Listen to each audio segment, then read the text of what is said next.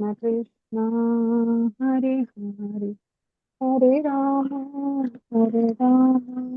राम राम हरे हरे हरे कृष्ण कृष्ण कृष्ण हरे हरे हरे राम राम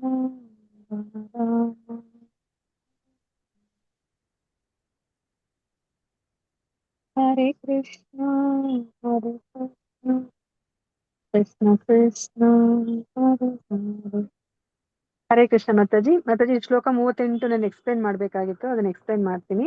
ಇದು ಮಂಗಳಾಚರಣೆ ಓಕೆ, ಮಾಡಿದ್ದೀನಿ. ಹರೇ ಕೃಷ್ಣ. ಮಾಡಿದ್ರೆ ಮಾತಾಜಿ. ಹಾ ಮಾತಾಜಿ ಮಾಡಿದ್ದೀನಿ. ನಾವಿವಾಗ ಚೈತನ್ಯ ಚರಿತಾಮೃತ ಆದಿಲೀಲಾ ಸಂಪುಟ 2 ಅಧ್ಯಾಯ 9 ಭಕ್ತಿ ಸೇವೆ ಒಂದು ಕಲ್ಪವೃಕ್ಷ, ಇದನ್ನ ನಾವು ತಿಳ್ಕೊತಾ ಇದ್ದೀವಿ. ನಿನ್ನೆ ತನಕ ನಾವು 37 ಶ್ಲೋಕಗಳನ್ನ ನಾವು ತಿಳ್ಕೊಂಡಿದ್ವಿ. ಚೈತನ್ಯ ಮಹಾಪ್ರಭುಗಳನ್ನ ಇಲ್ಲಿ ಭಕ್ತಿ ವೃಕ್ಷಕ್ಕೆ ಹೋಲಿಸ್ತಾ ಇದ್ದಾರೆ. ಸೊ ಆ ಭಕ್ತಿ ವೃಕ್ಷ ಅದರ ರೆಂಬೆ ಕೊಂಬೆಗಳನ್ನ ಇಡೀ ವಿಶ್ವದಾದ್ಯಂತ ಅದು ಹರಡಿದೆ. ಮತ್ತೆ ಅದು ಎಂತಹ ಮರ ನಾವು ತಿಳ್ಕೊಂಡ್ವಿ, ಅದು ಔದುಂಬರ ಮರಕ್ಕೆ ಹೋಲಿಸಿದ್ದಾರೆ. ಅದರಿಂದ ಬಂದಿರುವಂತಹ ಹಣ್ಣುಗಳು ಅಂದ್ರೆ ಎಲ್ಲ ಕಡೆಯಿಂದ ಹಣ್ಣುಗಳು ಬರ್ತಾ ಇದೆ. ಎಷ್ಟು ಹಣ್ಣುಗಳು ಬರ್ತಾ ಇದೆ ಅಂತಂದ್ರೆ, ಈ ತೋಟಗಾರ ಒಬ್ರೇ ಇದ್ದಾರೆ, ಅಂದ್ರೆ ಚೈತನ್ಯ ಮಹಾಪ್ರಭು ಒಬ್ರೇ ಇದ್ದಾರೆ. ಆ ಒಂದು ಭಕ್ತಿಯ ಒಂದು ಮರದಿಂದ ಬಂದಿರುವಂತಹ ಈ ಕೃಷ್ಣ ಪ್ರೇಮವನ್ನ ಅವರೊಬ್ಬರೇ ಎಲ್ಲರಿಗೂ ಹಂಚ್ಲಿಕ್ಕೆ ಆಗ್ತಾ ಇಲ್ಲ. ಅದಕ್ಕೋಸ್ಕರ ಅವರು ಎಲ್ಲರಿಗೂ ಆಜ್ಞೆಯನ್ನ ಮಾಡ್ತಾ ಇದ್ದಾರೆ. ಸೊ ನೀವೆಲ್ಲನೂ ಸಹ ಈ ಒಂದು ಹಣ್ಣುಗಳನ್ನ ಎಲ್ಲರಿಗೂ ಹಂಚೋದ್ರಲ್ಲಿ ನೀವು ನನಗೆ ಸಹಾಯವನ್ನ ಮಾಡ್ಬೇಕು ಅಂತ ಅವರು ಇಲ್ಲಿ ನಮ್ಗೆ ಆಜ್ಞೆ ಮಾಡ್ತಾ ಇದ್ದಾರೆ. ಯಾಕಂದ್ರೆ ಇಷ್ಟೊಂದು ಹಣ್ಣುಗಳಿದೆ, ಅದನ್ನ ನಾನೊಬ್ನೇ ಕೀಳೋದಕ್ಕೂ ಆಗೋದಿಲ್ಲ. ಸೊ ಕಿತ್ಮೇಲೆ ಅದನ್ನ ಹಂಚ್ಲಿಕ್ಕೂ ಆಗೋದಿಲ್ಲ, ಅಥವಾ ನಾನೇ ಇಟ್ಕೊಂಡ್ರೆ ಅಷ್ಟನ್ನ ನಾನೇ ತಿನ್ಲಿಕ್ಕೂ ಆಗೋದಿಲ್ಲ ಅಂತ ಹೇಳ್ಬಿಟ್ಟು ಇಲ್ಲಿ ಹೇಳ್ತಾ ಇದ್ದಾರೆ. ಸೊ 38ನೇ ಶ್ಲೋಕದಲ್ಲಿ ಏನನ್ನ ಹೇಳ್ತಾ ಇದ್ರೆ, ದೇವೋತ್ತಮ ಪರಮಪುರುಷನ ದಿವ್ಯ ಬಯಕೆಯಿಂದ ಮರದ ಸುತ್ತಮುತ್ತಲೆಲ್ಲ ನೀರನ್ನು ಸಿಂಪಡಿಸಲಾಗಿದೆ. ಇದರಿಂದಾಗಿ ಭಗವತ್ ಪ್ರೇಮದ ಅಸಂಖ್ಯಾತ ಫಲಗಳಾಗಿವೆ ಅಲ್ವಾ. ಸೊ ನಾವೇನೇ ಭಕ್ತಿಯನ್ನ ಮಾಡ್ಬೇಕು ಅಥವಾ ಏನನ್ನೇ ಮಾಡ್ಬೇಕು ಅಂದ್ರೆ ನಮ್ಗೆ ಆ ದೇವೋತ್ತಮ ಪರಮಪುರುಷನ ಆ ಒಂದು ಕರುಣೆ ಅನ್ನೋದು ಇರ್ಲೇಬೇಕು. ಆ ಕರುಣೆಯನ್ನು ನೀರು ಸಿಂಪಡಿಸ್ಲಿಲ್ಲ ಅಂತಂದ್ರೆ ನಾವು ಮುಂದುವರಿಲಿಕ್ಕೆ ಆಗೋದೇ ಇಲ್ಲ ಅಲ್ವಾ. ಇಲ್ಲಿ ಏನಾಗಿದೆ, ಆ ಒಂದು ಭಕ್ತಿ ವೃಕ್ಷದ ಮೇಲೆ ಆ ಭಗವಂತ ನೀರನ್ನ ಸಿಂಪಡಿಸಿರೋದ್ರಿಂದ ಅದಿವಾಗ ಅಸಂಖ್ಯಾತ ಫಲಗಳನ್ನ ಅದು ಬಿಟ್ಟಿದೆ. ಎಂತಹ ಫಲ ಅದು? ಭಗವತ್ ಪ್ರೇಮ ಅಂತ ಹೇಳ್ಬಿಟ್ಟು ಹೇಳ್ತಾ ಇದ್ದಾರೆ. ಮತ್ತೆ ಅದನ್ನ ಅಸಂಖ್ಯಾತ ಫಲಗಳು ಅಂತ ಹೇಳ್ತಾರೆ, ಅದನ್ನ ಎಣಿಸ್ಲಿಕ್ಕೇನೆ ಸಾಧ್ಯ ಇಲ್ಲ. ಭಾವಾರ್ಥದಲ್ಲಿ ಶ್ರೀಲ ಪ್ರಭುಪಾದವರು ಹೇಳ್ತಾ ಇದ್ದಾರೆ, ದೇವರು ಅಸೀಮಿತ, ಅವನ ಬಯಕೆಗಳೆಲ್ಲವೂ ಅಸೀಮಿತ. ಈ ಅಸೀಮಿತ ಫಲಗಳ ಉದಾಹರಣೆ ಐಹಿಕ ಸಂದರ್ಭದ ಚೌಕಟ್ಟಿನಲ್ಲಿಯೂ ವಾಸ್ತವಿಕವಾಗಿ ಸರಿ ಎನಿಸುವಂತದ್ದು ಅಲ್ವಾ. ಭಗವಂತನನ್ನ ನಾವು ಈ ಒಂದು ಭೌತಿಕ ನಮ್ಮ ಮೆದುಳಿನಿಂದನೇ ಆಗ್ಲಿ ಇಂದ್ರಿಯಗಳಿಂದನೇ ಆಗ್ಲಿ ಅವನನ್ನ ನಾವು ಗ್ರಹಿಸ್ಲಿಕ್ಕೆ ಆಗೋದಿಲ್ಲ ಅಲ್ವಾ. ಅದಕ್ಕೆ ನಾವು ಅವ್ರನ್ನ ಅಧೋಕ್ಷಜ ಅಂತ ಕರಿತೀವಿ.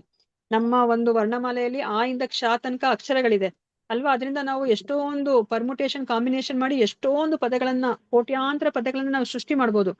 ಆ ಪದಗಳನ್ನೆಲ್ಲ ಉಪಯೋಗಿಸ್ಕೊಂಡ್ರು ಸಹ ನಾವು ದೇವೋತ್ತಮ ಪರಮ ಪುರುಷನನ್ನ ಪರಿಪೂರ್ಣವಾಗಿ ನಾವು ಅವ್ರನ್ನ ವರ್ಣಿಸ್ಲಿಕ್ಕೆ ಆಗೋದಿಲ್ಲ ಅಲ್ವಾ. ಅದಕ್ಕೆ ಅವ್ರನ್ನ ಅಧೋಕ್ಷಜ, ಅಸೀಮಿತ ಅಂತ ಹೇಳ್ಬಿಟ್ಟು ಹೇಳ್ತಾರೆ. ಸೊ ಏಕೆಂದ್ರೆ ದೇವೋತ್ತಮ ಪರಮಪುರುಷನ ಸತ್ವ ಸಂಕಲ್ಪದಿಂದ ಸಾಕಷ್ಟು ಹಣ್ಣುಗಳು, ಧಾನ್ಯಗಳು ಮತ್ತು ಆಹಾರ ಪದಾರ್ಥಗಳು ಪ್ರಪಂಚದ ಎಲ್ಲ ಜನರು ತಮ್ಮ ಶಕ್ತಿಗಿಂತಲೂ 10 ಪಟ್ಟು ತಿಂದರೂ ಅದನ್ನು ಮುಗಿಸಲು ಸಾಧ್ಯವಾಗದಷ್ಟು ಉತ್ಪತ್ತಿಯಾಗಿರುತ್ತದೆ ಅಲ್ವಾ. ಈ ಭೌತಿಕ ಪ್ರಪಂಚದಲ್ಲೂ ಸಹ ಅವರ ಅಸೀಮಿತ ಶಕ್ತಿನ ನಾವು ನೋಡ್ತಾ ಇದೀವಿ ಅಲ್ವಾ. ಸೊ ಇವಾಗ ಎಷ್ಟು ಆಹಾರ ಧಾನ್ಯಗಳು ಉತ್ಪತ್ತಿ ಆಗ್ತಾ ಇದೆ, ನಾವೆಲ್ಲ ತಿಂದು ಇಷ್ಟು ಕೋಟ್ಯಾಂತರ ಜನಗಳಿದೀವಿ, ಕೋಟ್ಯಾಂತರ ಜೀವರಾಶಿಗಳಿದೆ, ಅವರೆಲ್ಲ ತಿಂದ್ರೂ ಸಹ ಅಷ್ಟು ಮಿಕ್ತಾ ಇದೆ ಅಲ್ವಾ. ಅದಕ್ಕೆ ಅವರ ಶಕ್ತಿ ಅಸೀಮಿತ. ಈ ಭೌತಿಕ ಪ್ರಪಂಚದಲ್ಲೂ ಸಹ ನಾವು ಅದನ್ನು ಕಾಣಬಹುದು ಅಂತ ಹೇಳ್ತಾ ಇದ್ದಾರೆ. ಜನ ಕೃಷ್ಣ ಪ್ರಜ್ಞೆಯವರಾದರೆ ಪರಮ ಪುರುಷನ ದಿವ್ಯ ಸಂಕಲ್ಪದಿಂದ ಜನರಿಗೆ ಯಾವುದೊಂದು ಆರ್ಥಿಕ ಸಮಸ್ಯೆಗಳು ಇಲ್ಲದಿರುವ ಹಾಗೆ ಸಾಕಷ್ಟು ಆಹಾರ ಪದಾರ್ಥಗಳು ಉತ್ಪತ್ತಿಯಾಗುತ್ತವೆ ಅಲ್ವಾ.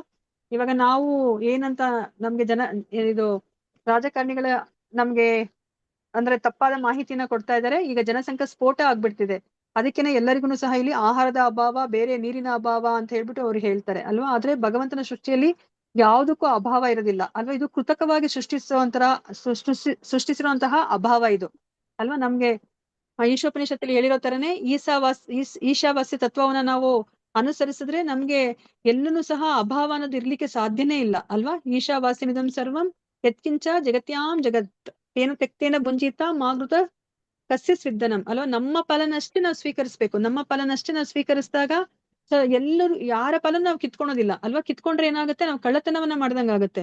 ಸೊ ಆತರ ನಾವು ಜೀವನವನ್ನ ಮಾಡಿದಾಗ ಎಲ್ಲೂ ಅಭಾವ ಅನ್ನೋದು ಬರ್ಲಿಕ್ಕೆ ಸಾಧ್ಯ ಇಲ್ಲ. ಈಗ ನಮ್ಗೆಲ್ಲರಿಗೂ ಸಹ ಲೋಭ ಪ್ರವೃತ್ತಿ ಬಂದಿದೆ ಅಲ್ವಾ. ಇನ್ನಷ್ಟು ಮತ್ತಷ್ಟು ಬೇಕು ಅನ್ನೋ ಒಂದು ಆಸೆ ನಮ್ಮಲ್ಲಿ ಹುಟ್ಟುಬಿಟ್ಟಿದೆ ಅಲ್ವಾ. ಸೊ ನಾವು ನಾವು ನಮ್ಗೆ ಬೇಕಾಗಿರೋದಕ್ಕಿಂತ ಹೆಚ್ಚಾಗಿ ನಮ್ಮ ಮಕ್ಕಳು ಮರಿ ಮಕ್ಕಳು ಕುತ್ಕೊಂಡ್ ತಿಂದ್ರು ಸಾಕಾಗೋದಿಲ್ಲ. ಅಂದ್ರೆ ಸಾಕಾಗೋಷ್ಟು ಇನ್ನು ಅದಕ್ಕಿಂತ ಹೆಚ್ಚಷ್ಟು ನಾವು ಸಂಗ್ರಹಿಸ್ತಾ ಇದೀವಿ. ಆ ಸಂಗ್ರಹಣೆ ಬುದ್ಧಿ ನಮ್ಗೆ ಬಂದ್ಬಿಟ್ಟಿದೆ ಅಲ್ವಾ?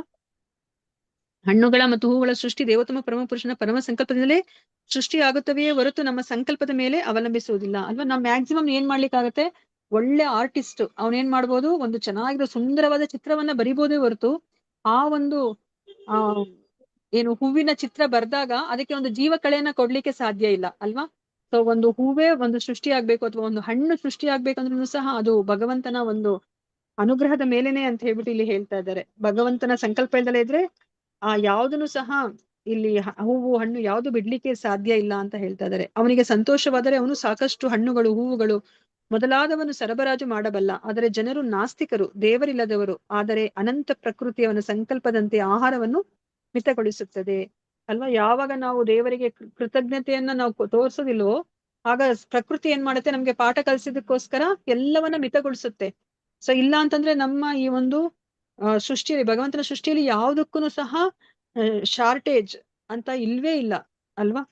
ಉದಾಹರಣೆಗೆ ಭಾರತದ ಅನೇಕ ಪ್ರಾಂತ್ಯಗಳಲ್ಲಿ ಪ್ರಮುಖವಾಗಿ ಮಹಾರಾಷ್ಟ್ರ, ಉತ್ತರ ಪ್ರದೇಶ ಮತ್ತು ಅಕ್ಕಪಕ್ಕದ ರಾಜ್ಯಗಳಲ್ಲಿ ಕೆಲವೊಮ್ಮೆ ಮಳೆಯ ಅಭಾವದಿಂದಾಗಿ ಆಹಾರ ಪದಾರ್ಥಗಳ ಕೊರತೆ ಉಂಟಾಗುತ್ತದೆ.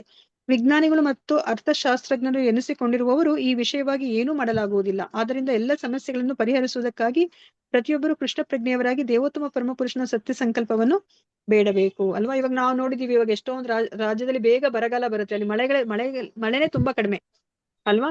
ಅಂತಹ ಸ್ಥಿತಿ ಇದ್ದಾಗ ಈಗ ವಿಜ್ಞಾನದಲ್ಲಿ ಎಷ್ಟು ಮುಂದುವರೆದಿದೆ ನಮ್ಮ ಒಂದು ಏನು ದೇಶ ಅಥವಾ ಪರದೇಶಗಳೇ ಆಗ್ಲಿ, ಆದ್ರೂ ಸಹ ಅವರು ಏನನ್ನೂ ಮಾಡ್ಲಿಕ್ಕೆ ಆಗೋದಿಲ್ಲ ಅಲ್ವಾ? ಎಲ್ಲವೂ ಸಹ ಆ ದೇವೋತ್ತಮ ಪರಮಪುರುಷನ ಸಂಕಲ್ಪದ ಮೇಲೆನೆ ಅವಲಂಬಿಸಿದೆ ಅಂತ ಹೇಳ್ಬಿಟ್ಟು ಹೇಳ್ತಾ ಇದ್ದಾರೆ. ಸೊ ನಾವು ನೋಡಿದೀವಿ ಅಲ್ವಾ, ಅಂದ್ರೆ ಹರೇ ಕೃಷ್ಣ ಮಹಾಮಂತ್ರ ಹೇಳಿದಾಗ ಅಂದ್ರೆ ಎಲ್ಲರನ್ನು ಸಂಕೀರ್ತನೆ ಮಾಡಿದಾಗ ಮಳೆ ಸಹ ಬಂದಿರುವಂತಹ ಆ ಘಟನೆಗಳನ್ನು ಸಹ ನಾವು ಕೇಳಿದೀವಿ.